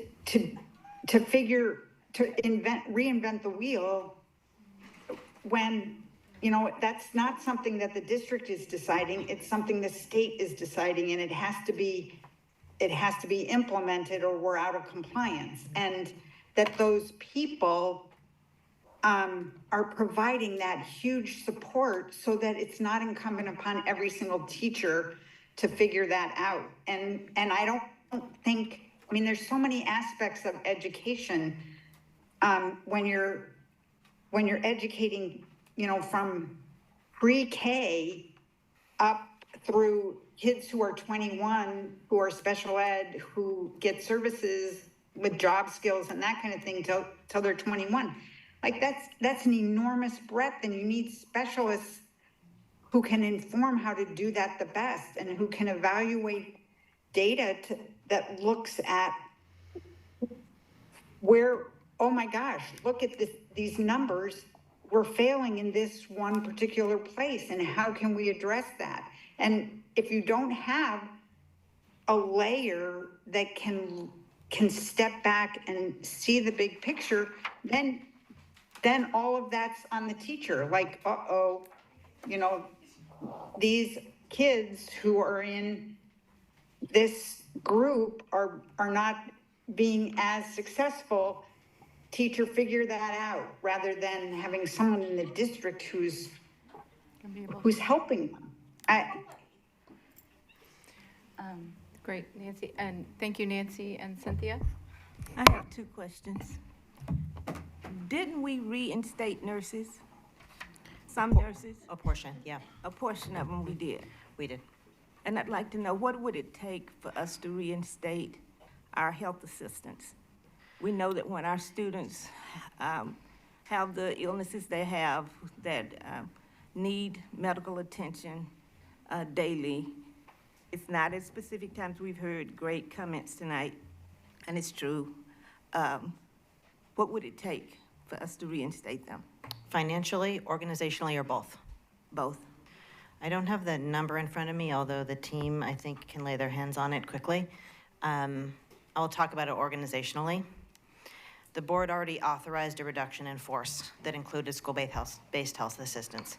It is certainly within your authority to undo that decision. We will have to redo the entire classified reduction in force. We will have to rescind everything that went out. It will take us another, I would say, 4 weeks to do it over again. We will risk not having a budget adopted in time for the end of this year, and we will not have people in roles by the end of the school year. And it's about 1.2 million. So that is organizationally what it would take. That's the reason we brought a reduction in force to you in advance of this, and that's the reason you voted on it. Because to redo this, to undo everything that's happened, to reinstate approximately 4 hours, which is what it is, approximately 4 hours. We didn't lay off school-based health assistants, we reduced their hours. So be reinstating 4 hours will mean that our classified staff will likely leave the school year not knowing whether they have a job or what that job is. Again, that's the reason we brought it to you in advance, and the reason the board voted unanimously on the reduction in force. Did you have another question too? I asked. Okay. And we did reinstate nurses. Great. Catherine, did you have another question? I thought I saw your hand. Sorry, maybe you didn't. Maybe you didn't. Because my hand's is always raised. I just, a point in clarification, and then I would love to move on to contracts. Just so, you know, what I'm not saying is that administrative positions aren't valuable. What I'm not saying is they don't carry a load, and what I'm not saying is that they're not helpful for schools. What I am saying is that in cases of budget crises or reductions, you should always hone back in on what your essential function is as an organization. And that, you know, that's teachers in classrooms. So I understand that these administrators are important. I understand they work hard, but I have seen time and time again, you go into a project, there's people working hard, they're working more than 40 hours a week, but they're building a bridge not to, like, you know, where you really need to go as an organization. You have to hone back in on purpose. And the purpose is our kids in schools and those teachers. And a point of clarification, I really do commend the district on wanting people to know where they are for summer. I agree that makes it easier for everybody. So if we do find pennies in our couch cushion and we shake our money tree and we get as much as we can out of it, I don't want to undo what's been done, but want to see if we can't layer that back onto the 112 that lost and see what we could recover. Is that possible? Like, we're not going to have to. Yeah, I'll address that in two pieces, actually. The first is, I think we find ourselves in radical agreement with you that the most important thing that we're doing is supporting what's happening in buildings. Radical agreement. There is no doubt that that is true. And to remind everyone, 40% of these reductions did not come from jobs. That is a signal of what it means to go everywhere first. That's why we did a December round one. And I ask you to think through the stories you've heard across Oregon and ask yourself, is any other district done a round one that cut everything first, that cut administrators proportionately deeper than any other unit, that made that commitment on the front end, that did it, that froze administrator salaries? We did all of those things. And so when you talk about the importance of going there first, I believe we have done that in every way we know how, and we're down to the core functions of school districts. Yeah. Your second question is about whether or not it's possible to layer things on after the fact, and procedurally, I do think that there is a path for that. It's an alternative to, it's actually a slightly different question than Director Richardson's question, which was about reinstating something that's been processed. Yours is about identifying funding that allows for, in effect, accessing recall in order to move forward with different forms of staffing. It would be very, it would have to be very specific and really technical. Okay. And it would work in the instance in which they are clean job groups. generalized approaches will prove to tangle up the process that took us 5 weeks just to get through in the first round. Okay. Satya, and then Ashley, and then Oscar. Yeah. I just want to kind of state that as a board, we had a board strategic planning and board goal. We started at that point in time.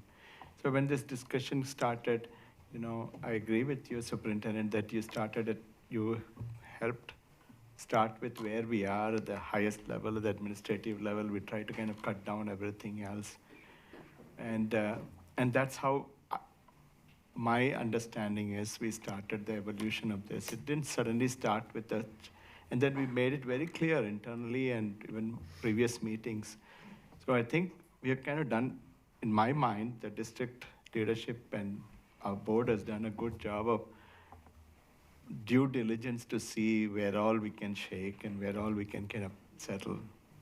Now, it's not easy, it's heartbreaking in some sense to hear these stories, but the reality is, at least from what I see, we have done everything that we can in terms of trying to make cuts compact as much as possible and streamline as much as possible. And this did not happen overnight where we are. There's been an anemic funding response and the demands and everything has kind of gone up. So I think it is probably going to require ongoing thought and discussion, and it's going to take more than that. Because I really feel this isn't the best. Unfortunately, this is where we will probably have to somewhere settle for a budget and move forward. And as we continue this kind of open discussion and dialogue, it's not going to be perfect this time around. This is where I'm beginning to feel. Because once we start cutting into every level, let's say, can we cut more, cut here, out of, in a very emotional way, then we shouldn't end up creating some unintended consequences, which will put us in jeopardy, whether it comes to either not able to meet some federal requirements, because then it will start affecting our funding and budget. Yeah. Or oversight into something very serious.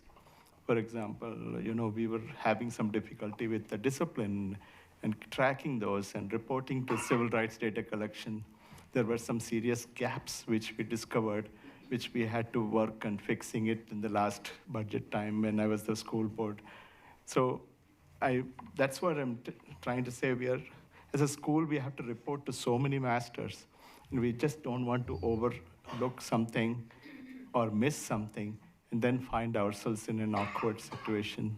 As a board director, I have to also exercise my fiduciary responsibility to make sure that those things are met, as much as holding the district accountable in terms of running the day-to-day operation.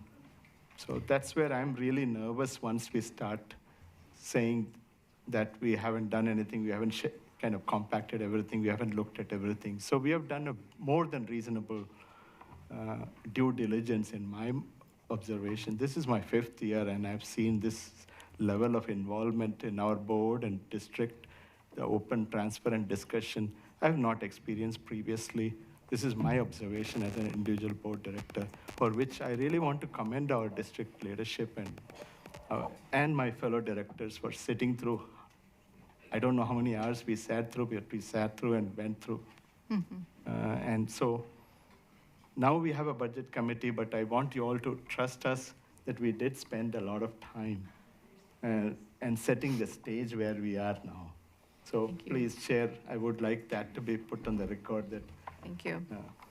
Thank you, Satya. So we had Ashley, then Oscar, and I just by virtue of where you're showing up on the screen, then I think Maria, then Nancy, but I could be wrong because I missed the hands going up when they came up. So, Ashley. That's correct.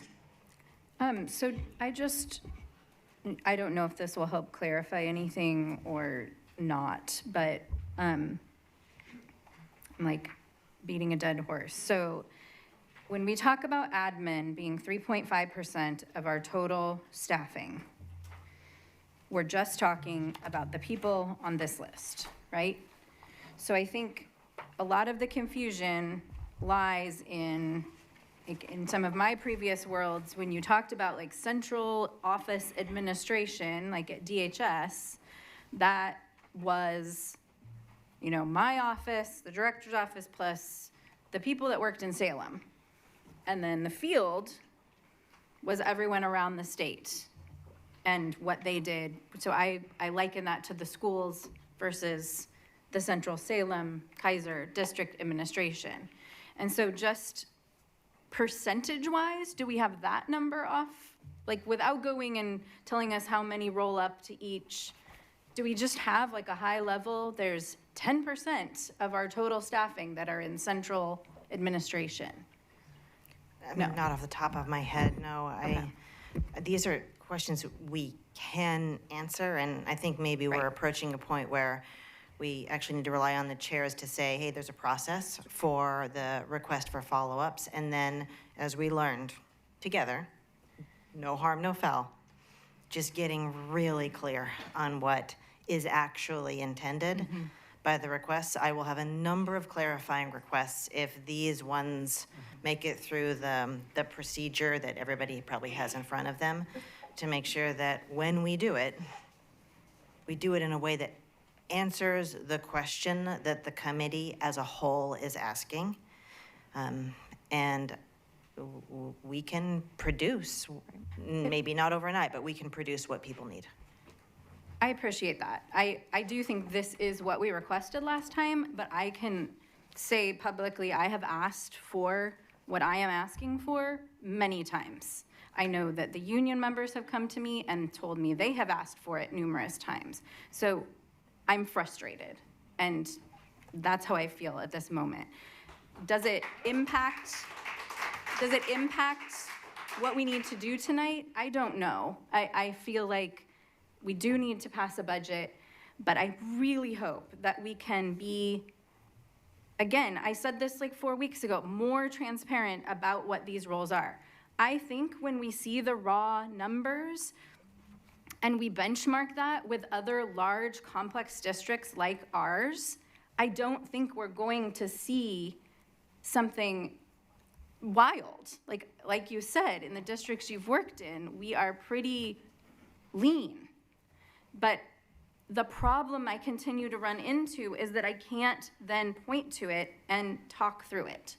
And that's where I get frustrated. And I keep asking, people keep asking, and maybe it's ready for public consumption, I hope, soon. I just don't have it yet. The point Cynthia was asking, Director Richardson, about the health assistance.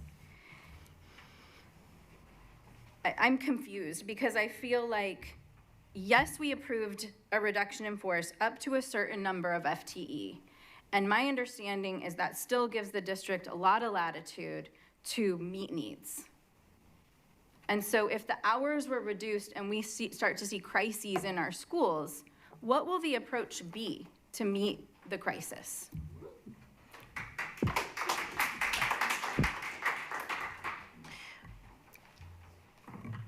I want to make sure to separate what I understood to be Director Richardson's question from your question of what will happen in the future. Because when we did the reduction in force, when we brought it to you and you voted on it, there were FTE totals. And so with the school-based health assistants, I can't remember off the top of my head, but there was an FTE total, which was the sum of the reduction in hours across everyone who held that role.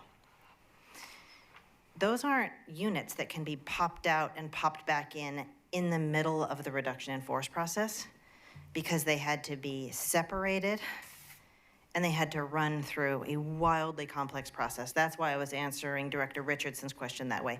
That's the part that's in the rearview mirror procedurally. It could theoretically be undone, but that is what it would take. It would undo the entire RIF. We couldn't even do a surgical version. The whole classified RIF would have to be entirely redone.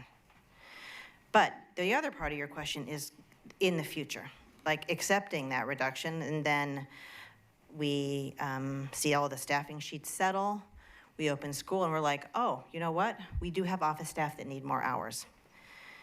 Then what would need to be true is there would need to be enough FTE approved in this budget to allow for supplementing at the level necessary, because we cannot hire beyond the FTE in the budget. So it's really hard for me to answer your question because I don't know the scope that you're holding in your mind. I don't know if you're saying, you know, addressing the need might need to be an additional 100 FTE, in which case I can tell you for sure there are not an additional 100 FTE in here. And, you know, I made that number up. Maybe it's a smaller number. Maybe you're not even sure what the number is. But that is the link between the budget as proposed and the act of adopting it and our ability after the fact to address need. We always, and by contract now with the licensed agreement, are required to maintain latitude in order to respond to, for example, changes in class size. We do have some room, but I wouldn't want you to leave thinking that we could suddenly just reinstate everyone because there are not that many FTE in here. Did that answer your question? I think so.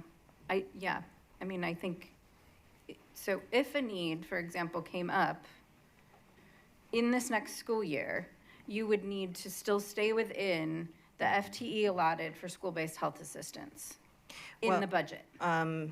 We would need to stay within, I might have to actually phone friends here to make sure I get this right. We would need to stay within the FTE approved in the budget. In that classification or in the bargaining I'm now gonna have to actually phone a friend because I don't want to be wrong about that. It would have to be within the instruction or the support delineation that's required by budget law. So a category larger than school-based health assistance. There's a certain grouping in there that I'm sure Sarah could actually point us to if we wanted to look at it in a budget book. Okay, so just one final follow-up. Sure. Okay, so in that larger bucket than school-based health assistance, if a need arose where a lot of kiddos with intensive health needs and a school was really not able to manage it, you could manage to that larger number by adding something there. I can't make that commitment in a totally open-ended way because everyone in this room might interpret that differently. I can tell you that this is a very tight budget.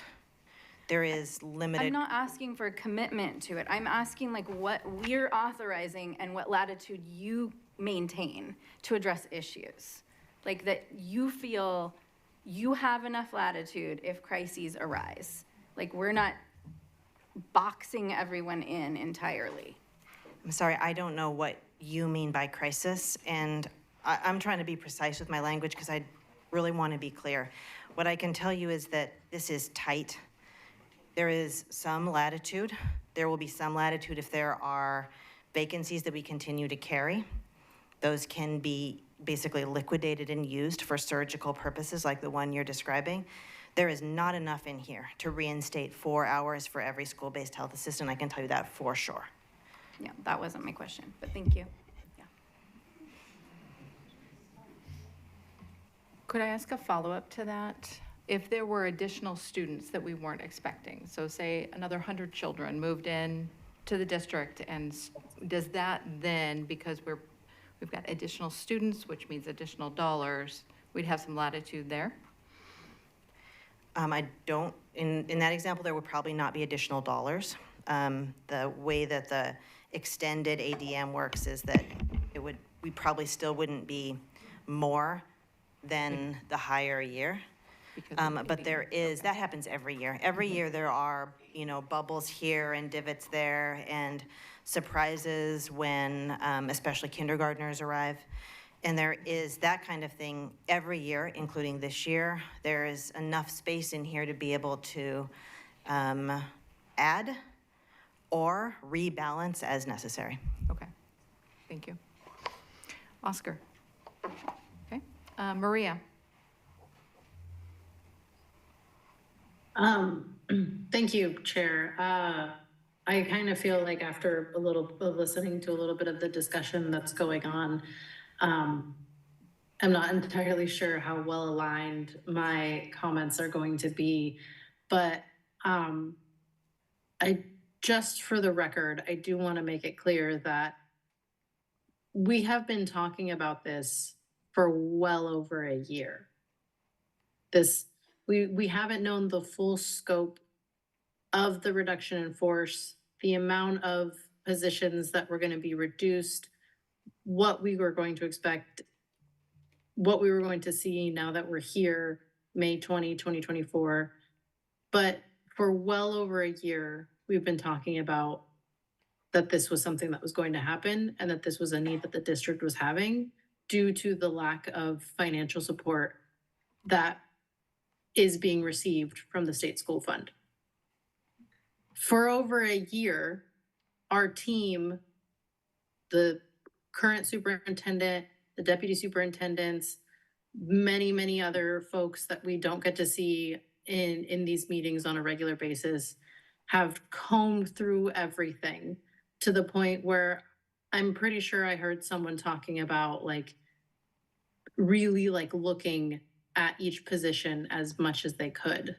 So while I do agree that a lot of the information that is being asked right now of what do these positions do, where do these positions fall, how are they categorized, who supervises them, et cetera, that data probably exists right now.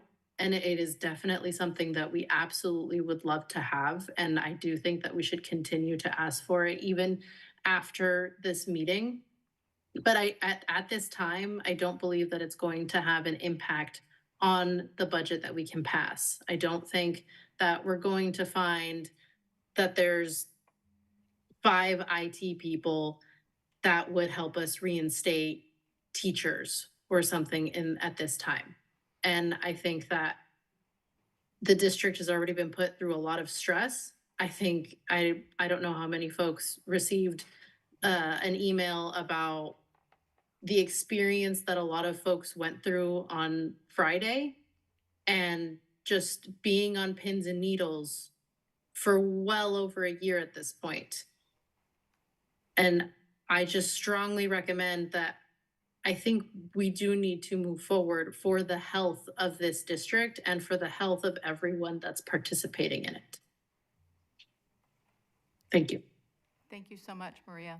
Nancy? I have two comments.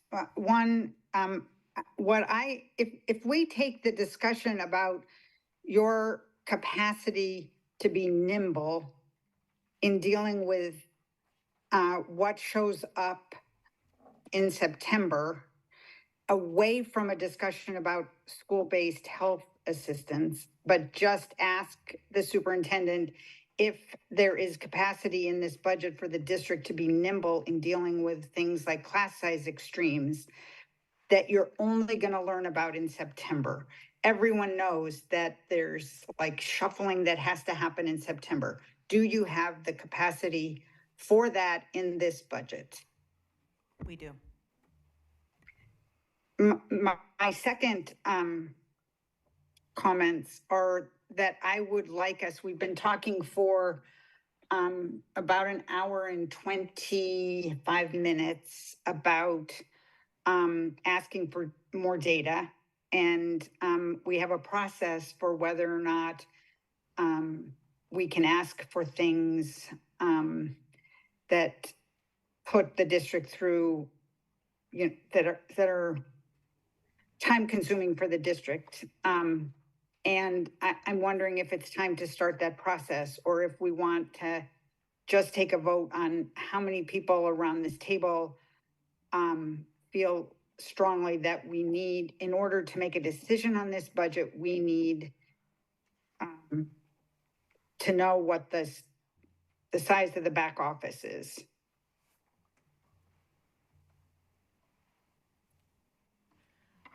Is it possible that we could?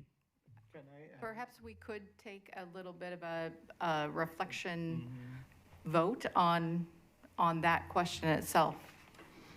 Would you entertain just one brief discussion, or you want to straight away vote on that?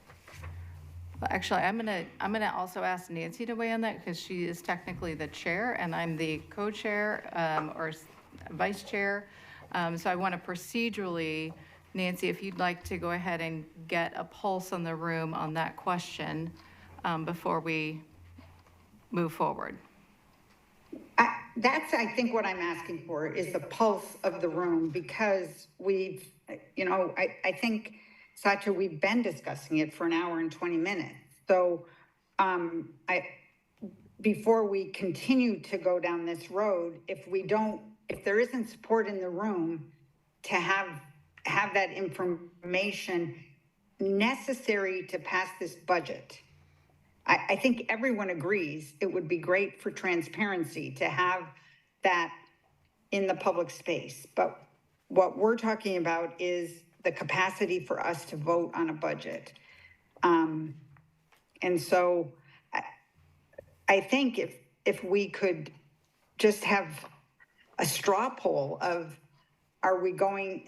is this rising to the need to have that information before a decision can be made? Could we have an informal vote about that? We'll need a formal motion if it does rise to that level. But if it doesn't rise to that level, then we can move on. Is there an avenue for informal? I think we can do that, right? We can do that. So the question you're posing is, as a straw poll, do you, prior to taking a vote on the budget, do you need that information that was requested? Absolutely. Yeah, I don't need it. It's nice to have it, but I don't need it. Okay. I don't need it tonight, but I will need it before this budget comes to the full board. I don't need it. Okay, I don't need it. Not to approve the budget. I don't need it. I don't need it. And Maria, are you still with us? There you are. I don't need it. Okay. And Nancy? I don't need it. And is Chrissy still with us, or did she? Thank you. I think you can hear me, right? Yes, there you are. Bless you all. Okay. I'm so sorry, you guys, but I would very much appreciate it if it were feasible. Thank you. Before you can take action on the budget? Right. And Yeah, I would. Okay. Yes, go ahead. Okay. Catherine? it's really not a radical ask to know what your back office is. It really isn't. It should be something that they have on their laptops right now. I don't think no one's arguing that. Okay. I don't want to think that we're pushing a bunch of work toward the district. It should just be a simple, here's the number. No agency would ever reduce their budget without knowing that number.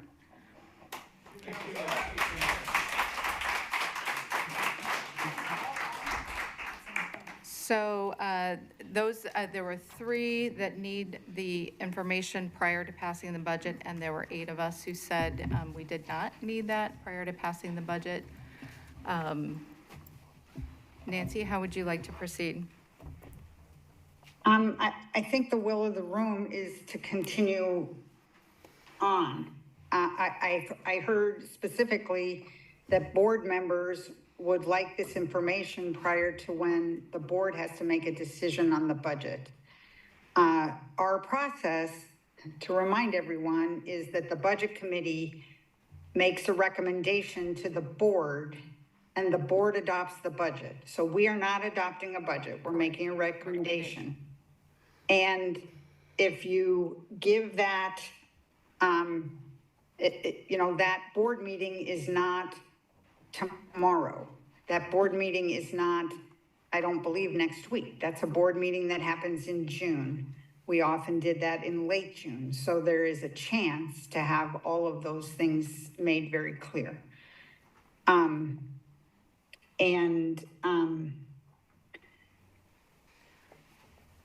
So I think we can move forward with other discussion around this budget.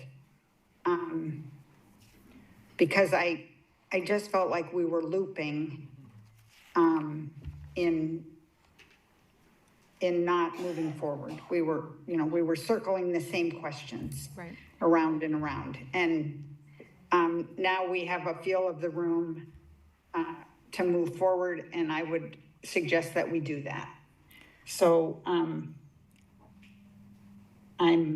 again, my computer keeps kicking me out of my agenda, but we're still in the discussion phase. So are there other questions? I believe at some point that we started having this discussion that there was something that the superintendent was going to answer, but maybe we've all lost that piece at this point. Is everything that we were asking of you to share with us, has all that been shared at this point, Superintendent? It has, but I think that it probably bears pausing and making sure there's not questions about the contract summary, which was the second of the 2 deliverables you requested. Oh, absolutely. Are there any questions regarding the contracts? Just provided. Sorry, just quick clarification. Yes, Catherine. It says at the top 22, 23 contracts by category. So are these 22, 23 numbers, it looks like? And have those escalated since, like when we contract out? I believe I heard last time that we issue contracts on a year-by-year basis, and their expiration dates are a year. So are these projected to increase at all in our 24-25 budget? I'm going to also, Sarah will no doubt need to help, but I'm going to bridge 2 things. So we've got 22, 23 here because we pulled a full, this is the only time we could give you a full year of expenditure data.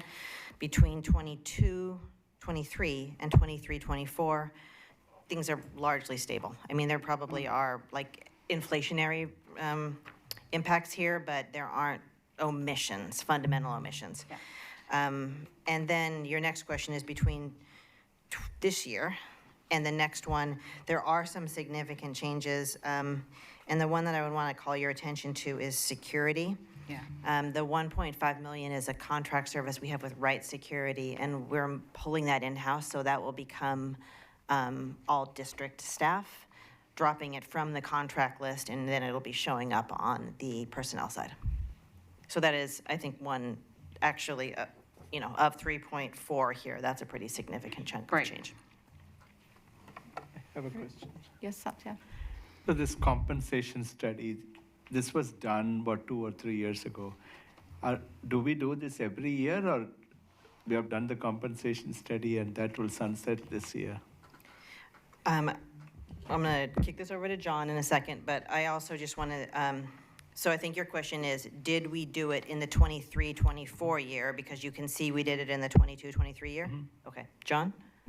Yeah, no, we did not. The compensation studies are done anecdotally in-house as needed, and only every numerous years when we feel that it's important for collective bargaining and a review of pay for all employees. Okay. Any other questions? I have one more. Well, first a comment and then a question. This is very lean with the contracts. I don't know what 85,000 for consultants is. That's the only one that it seems pretty broad. But I'm really impressed with the districts keeping the contracts lean. Mm-hmm. I was expecting a lot more than this. And so it's very lean, and districts should be commended on how lean this is. Point of clarification, because you brought it up, is chariots. I was like, how did I miss that we're moving money to chariots? And I went through the budget. It's not in, are we moving money in IGAs or intergovernmental agreements? I believe that is actually showing up as an intergovernmental agreement, yeah. Okay. Which is, when I was talking about it last week, I think I said it's a consultant, or maybe it's intergovernmental. But there is, I actually don't know how long we've been doing it, being amongst the newest in the room, but a couple of years of contributing to Chariots, because they transport a number of our students all throughout the city. Right. And do they do that just in the course of business, or do we contract out, be like, can you be at McKay High School and transport our students? It's just, they do it. It's part of the routing, but I will say that the amount that we contribute is only a small portion of what it actually costs Chariots to provide the transportation services to our students that they do, inclusive of getting to and from school-related events like and attending school. If I could, I could help answer that question. So this was a program that was rolled out last year. And it was for Chariot Salem Area Mass Transit District to provide free bus rides for anyone under the age of 18. And it was a collaboration between the city of Salem, the city of Keizer, and the Salem-Keizer School District. And amongst all of those entities, the only one that has maintained a contract with Salem Area Mass Transit District to maintain that free youth bus pass program is the Salem-Keizer School District. And it is in an effort for youth to be able to have access to anything and everything within the city of Salem, transportation-wise. It's not just during business hours, it's during all of Chariots' operating hours for kids to be able to get to work, after-school programs, school, all of that, just groceries, whatever folks in the community may need transportation for, and there are bus routes accessible to them. Thank you. Follow up real quick. The reason I ask is because, again, we're down to really vital services, but depending on the number that we're moving over to Chariots, they have their own funding streams. They have the statewide transit tax, they have the ODOT multimodal tax, they also have city funding, and just maybe, not saying it's not a worthy cause, but maybe they shouldn't lean on our schools. So, I mean, just things like that, that they have other revenue streams that they are can go take. technically subsidizing the program and losing revenue fare in order to provide the service. Yes, Chariots also has other revenue sources, but just like all other governmental agencies are facing the exact same situation that we're in as the city of Salem, as is a bunch of other governmental agencies. Okay. All right, were there any other, Cynthia, was that, okay. All right. So I think I have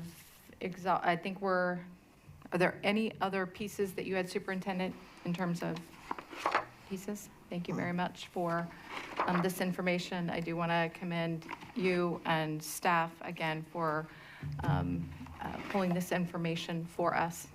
It's been helpful. I would just have a question in terms of the specific question that has been raised about getting the staff, ultimately the staff that report to the administrative functions. What is reasonable? When could that happen? We might volley procedural questions here, so I apologize. Yep, that's all right. We'll answer that question. What I understood from the straw poll was that there was either a next step that would relate to actually voting it to determine whether or not we would be calling another budget committee meeting, because it would be, I don't know that we could do by tomorrow. And if the answer to that is yes, then that is, of course, what we'll do. We will comply with the expectations and will of the committee. I think you're asking this because the way that the procedure works is that if it rises to a certain level, and at this point, it's almost 9, and our next meeting is tomorrow, so I'm just going to tell you it rises to that level, because I know it seems like we should be able to pull it, but as you know well, sometimes account codes don't always just produce information exactly like that. We want it to be right. We cannot do it in real time, and therefore, I think it needs to be voted. Okay. Okay. Did you have a? Yeah, I guess because of that straw poll, I was also curious around procedurally, when do we make a motion to move on the budget? Do we try that tonight, or are we waiting for that tomorrow evening? So my understanding of what just happened is I asked for a straw poll. The straw poll was 8-3. And two of the people who voted in favor of having that information are board members who have an opportunity to see it before this budget is passed. So I felt like if everyone agrees that we need a formal motion to take that vote formally, I would entertain that motion. But what I got from the straw poll was that it didn't rise to that level. So if someone in the room would like to make a motion to that effect, please let me know that you do. Chair, a point of order. I thought from the straw poll, it became very clear that majority felt that it was not necessary for this budget. It's like, this is an information that is good to have, but not necessary to pass this budget. And so we really have to respect and find a balance between what the district can deliver. And I mean, this is a work in progress, or we have time till June if necessary. But it's for the sake of this budget, a narrow focus of this budget, the impression I got, just like you, was this was not necessary. So I would request you to kindly consider that we go with the straw poll and limit it rather than seek a motion to essentially undo what the straw poll did. Great. Is anyone raising their hand to make a motion to formalize what the straw poll told us? I will happily make a motion. However, Ashley has a question that she wanted to get on the record first. Well, Or a comment. Okay. If I have a completely separate question, so procedurally, I don't know what, like if we want to lay this to rest. Does someone want to make a motion? I move that we accept the results of the straw poll for the sake of this budget that majority didn't want that information in order to pass the budget. So it's been moved by Sacha. Is there a second? I second it. Moved by Sacha, seconded by Cynthia. All in favor, put thumbs up. Aye. Oh, sorry. Do you want us to say aye or thumbs up, Nancy? I wanted thumbs up, but I can't see them, so maybe I would be better. So just, can I be super clear that what we're voting on right now is that the district does not go back and tell us how much they have in their back office? No, that we can go ahead and move on or make a motion, that we accept the straw poll and that we could entertain a motion to approve the budget tonight. Approve the budget tonight? Or, excuse me, make recommendations. I don't know why I keep saying that, but make a motion on the budget. So we make a motion on the budget before we know the back office numbers? Yes. Okay, that's what the poll said. That is the specifics of the poll. Correct. So, why don't we just run the vote? I'll call names and you say yes or no to accepting this motion. Catherine? No. Oscar? Yes. Patrick? Yes. Lisa? Yes. Sacha? Yes. Ashley? Yes. Chrissy? No. Karina? Yes. Maria? Yes. Cynthia? Yes. Okay, so the motion carries. So at this point, is there other discussion regarding the proposed budget? Yes. Or yes, there is. Ashley? Ashley. I just wanted to circle back to talk about the ending fund balance, everyone's favorite topic. But first, I just wanted to apologize to the superintendent. Everyone's tensions are very high, and I didn't act in accordance with my values and the standard I hold myself to. So I apologize for our exchange. That's not how I like to show up. So, I wanted clarity on the record because I'm a stickler about that type of thing around the ending fund balance policy. At the last meeting, I asked about it because in prior budgets, we referred to the ending fund balance policy of being a different target than what our financial policy actually reads. And we had a bit of an exchange, and I felt like the record then reflected that this current school board changed that policy recently, like within the last year. In discussions with the superintendent and her team, we have not done that. The district updated the policy in 2021 before many of us were even on this school board, and it is a district policy. Our board documents our governing documents refer to that policy in two different places, I believe, maybe more.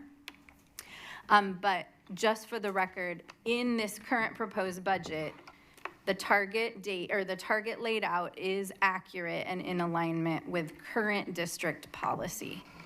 My question about that last time was, if we got any less conservative with that, would we end up back in this situation of having to do additional reductions in force next year? And I think we run that risk.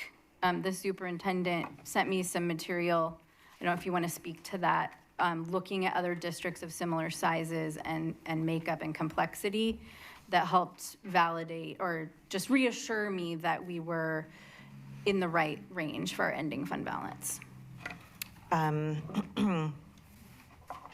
also might have gotten testy, and so I apologize for that too. So we did poll benchmark data, and board committee member Jones, I think this might be sort of where you were headed a little bit when you were thinking about back office. There is an organization that represents the largest school districts in America. I can't remember the exact number. It's a few hundred. By size, those are our peers. We're, I would say, a small middle of that group, which ranges up to LA Unified. Within that group, for the national benchmarking year, the 22-23 year, the ending fund balance, actually the 75th percentile, I don't even remember because it was so high. The 25th percentile was just a little bit lower than what this proposes. It was about, I think if I recall correctly, it was like 6.7%. This is a recommendation that would bring us in at 9% if we spent exactly in accordance with the proposed budget. So it is absolutely true that we are in the lowest quartile with this recommendation compared to our national colleagues. Chair, can I ask a follow-up question? Sure. Yes. Thank you. Thank you, chairs. Superintendent, I saw the last presentation. There's a 27 million gap still between the expenses and revenue anticipated. And we may end up with the end fund balance, the way it is designed, around $60 million. Mm-hmm. So assuming that we spend everything that we have budgeted for, does that mean that it is 60 minus 27 is what we'll be left with in case there is an emergency? No, it's an excellent clarifying question, and the way that this graph, no matter how many times we look at it, still presents new questions. If we spent everything that is budgeted in this proposal, our ending fund balance would be 60 million. If we achieve vacancy savings over the course of the year, what will happen is our expense line will fall, which means that we won't have a $27 million gap anymore. In round numbers, each 1% of vacancy savings would be about a $5 million adjustment in our general fund expenses. And so what that means is, let's just imagine we had 2% vacancy savings. Our $27 million gap would come down by about 10, and our ending fund balance would go up a little bit, because those two exist on this line. It rocks back and forth. You cannot adjust one without basically, by definition, adjusting the other. So just a point of clarification. Before this bargaining, about $40 million was like a month's payroll, roughly. So with this new rates, the 60 million will be how many weeks payroll? I don't Approximately. I don't think we've calculated it that way. But if I can turn to Sarah, you do have a memory for the numbers of where we are now in ballpark. Is that correct? Where we are. How much each month payroll is? I think what he's asking is if I've updated the number and looked at it, and I haven't stopped to look and see what it will be, but 40 is about what it costs us to get through a payroll. Yeah. Just that's the reason I just asked, is just to make sure that we have at least a month's worth of cash lying around in case the OD delays in sending us the next installment or something changes. So, I mean, for a district of thing, I don't want our staff going without salary. That's the reason I just think it'll be good to have some cash lying around. Safely in that Not range. bring it down so low that it'll affect our bond rating or ability to make the payroll. Thank you. So at this point, we have 15 minutes till we lose interpreters. I really think this has been thoughtful engagement. I went home from the meeting last week and said I thought it was the best budget discussion I'd ever participated with. And as you know, this is my 11th school district budget. I would like to say, if there is no further discussion, I'd like to call for a motion on this budget. Chair, I would support, I would like to move that we accept the budget as proposed, or whatever the language we are supposed to read. Can we have Lisa read the language as it is? Yes, Chair. All right. I move to approve the proposed budget for the 2024-25 fiscal year in the amount of $1,123,489,612, and approves property taxes for the 24-25 fiscal year at the rate of 4.5210 per 1,000 of assessed value for the permanent tax rate levy in support of the general fund, and in the amount of $66,643,705 for the general obligation bond levy. I move that. Is there a second? I second. It's Karina. So moved by Lisa and Sacha. I don't know if we can do that, but you both tried to do it. And seconded by Karina. Is there discussion? Just a point of clarification so I know what I'm voting for. So this is to move to recommend the budget. So we would not meet tomorrow. Yeah. We would not meet Wednesday. We would not wait to get results of what the size of our back office is and how that compares to our teacher staff. Is that correct? Correct. And when it comes, the board has asked for that information. So that the board has the final say on passing this budget, which will happen later. And those questions can be answered before that. Sorry, quick point of clarification. Sure, Catherine. I think it's just, how can I recommend something if I don't have insight? Yeah. Then that's how you have to vote, Catherine. Okay.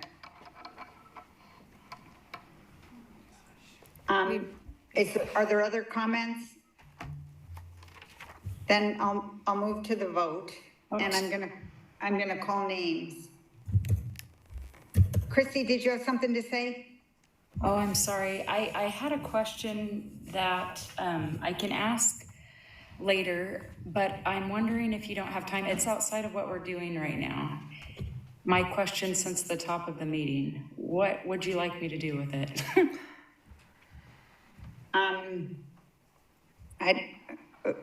Since I don't know what the question is and how and where it will take us, it's hard for me to answer that question. Right.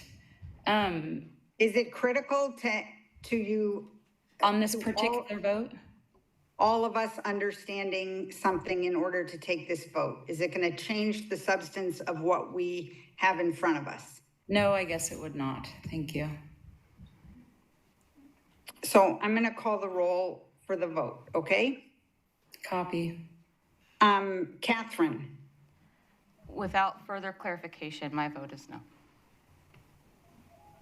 Oscar. Yes. Patrick. Yes. Kelly. He's not there. Oh, Kelly's not here. I'm sorry. I knew that. Lisa. Yes.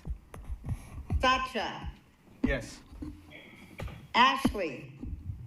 Yes. Chrissy. No. Karina. Yes. Maria.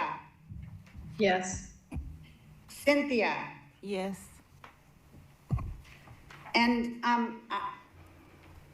student advisors don't vote, No, but they I just realized that I can't see. I don't know if they are in the room, and I haven't acknowledged them, and I am deeply sorry for them. It's all right. They're not. They're You're not. good. You're good. Oh, good. And my vote is yes. Okay. So with that, we have moved the budget to the school board for adoption.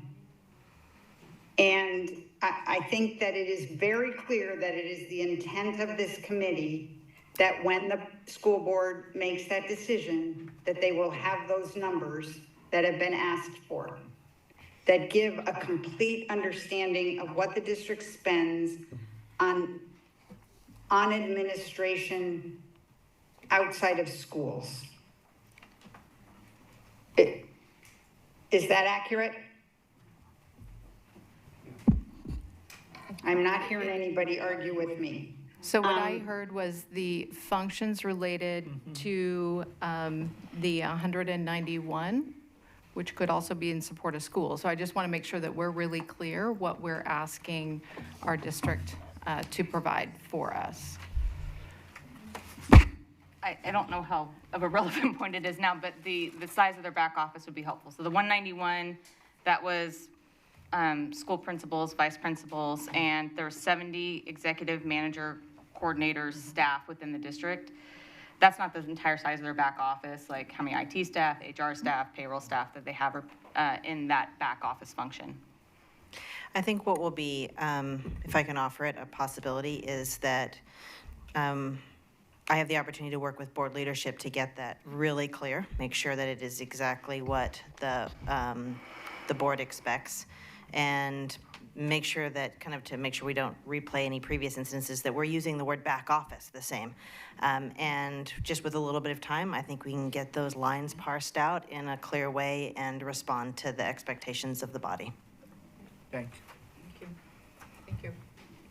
Okay, just before we close, I'm going off the budget committee. This is my 11th budget. I'm sure you're tired of hearing that from me. But I want to make a few remarks. No one runs for school board or asks to be on the budget committee because they want to slash anything that impacts our schools in the way that we have been asked to do here. I do trust that in this full year, every rock has been turned. And there are people in our community that will disagree with me, but I truly am sorry for the pain that this budget is causing. And I hope that everyone who works in the district knows how valued they are. those that won't be back with us, that's so painful for the families whose lives you have touched, the students, those that you've touched. But I want to rise to a point that we are in this us and them world. And this moment is the time for us to move out of us and them and come together as a community for the sake of our children, our community's children. We need to come together to advocate for stable and adequate school funding. Andrea, your team has to do this. The union leaders have to do this. The union members have to do this. It means you, the budget committee, you, the school board. It means our business leaders.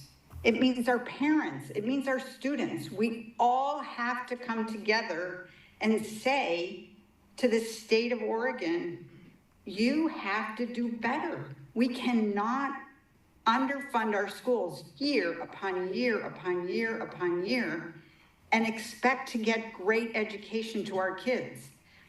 We have to come together. So I've already started talking to legislators, and I hope that I can spur all of you to do that kind of work. I appreciate the opportunity to have served with you. I'm sorry that the end of 11 budgets is this level of pain throughout the district, but this is not of the district's causing. And we have to do better in fighting for our kids. Nancy? Yeah? I thank you, and I just want to take the opportunity to throw in there around the opportunity also, I think, for us as a local community to look at what we can do to provide additional funding to our schools. We don't have a local option levy as compared to other schools that we know generate millions of dollars for communities. And so although, yes, we are looking at the state funding, I think it's also an opportunity for us to step up for one another and for each other and to look at what we can do with a local option levy to bring in additional resources. And it's not going to fill all of our gaps. It's not going to solve everything, but we are in a really difficult moment, and this is hard. I just want to acknowledge it's hard. I mean, I have more words than I'll share, but I just wanted to echo and add that onto your statement as well. Thank you for that, Karina. I totally agree, Karina and Nancy. I just want to say thank you for 11 years of service on budget committees, school board. It's pretty incredible, your level of commitment to this district and to our community, and so thank you. Lisa, can I say something to Nancy? Sure, we have like 2 minutes. Nancy, I want to say thank you very much. And not only the budget and the board, you have also been in our building bond committee. I mean, literally you have pretty much every area you have worked, and your leadership call to action is very, very important. Oregon certainly has a very regressive public school funding model, unlike Massachusetts and Pennsylvania, etc. So fundamentally, we have to change the paradigm. There is no other way. It's almost like eventually everything is lining up. It's not just our district. It is really hurting pretty much many districts, big and small. And smaller districts are being pushed into financial insolvency. It's not acceptable for our children, our teachers and staff. So thank you for bringing that up in a public forum, because we're a very polite society. We don't bring up some of the difficult discussions. And it's time for us to have this kind of courageous conversations in public and say, this is really about our children and the sustainability of public schools in general. So I really appreciate your leadership and your courage in speaking up, speaking aloud, and kind of elephant in the room. This kind of anemic response cannot continue, because it's a matter of time this would have happened. You can't kick the can down the lane anymore. So tell us, let's all kind of put our head together and push the car in the same direction. So I appreciate your leadership and all the years of good work you've done. Thank you. Thank you all for being here. And if I had a gavel, I'd be banging it now. With that, we're adjourned. I have the gavel. Whack it. Whack it. I did.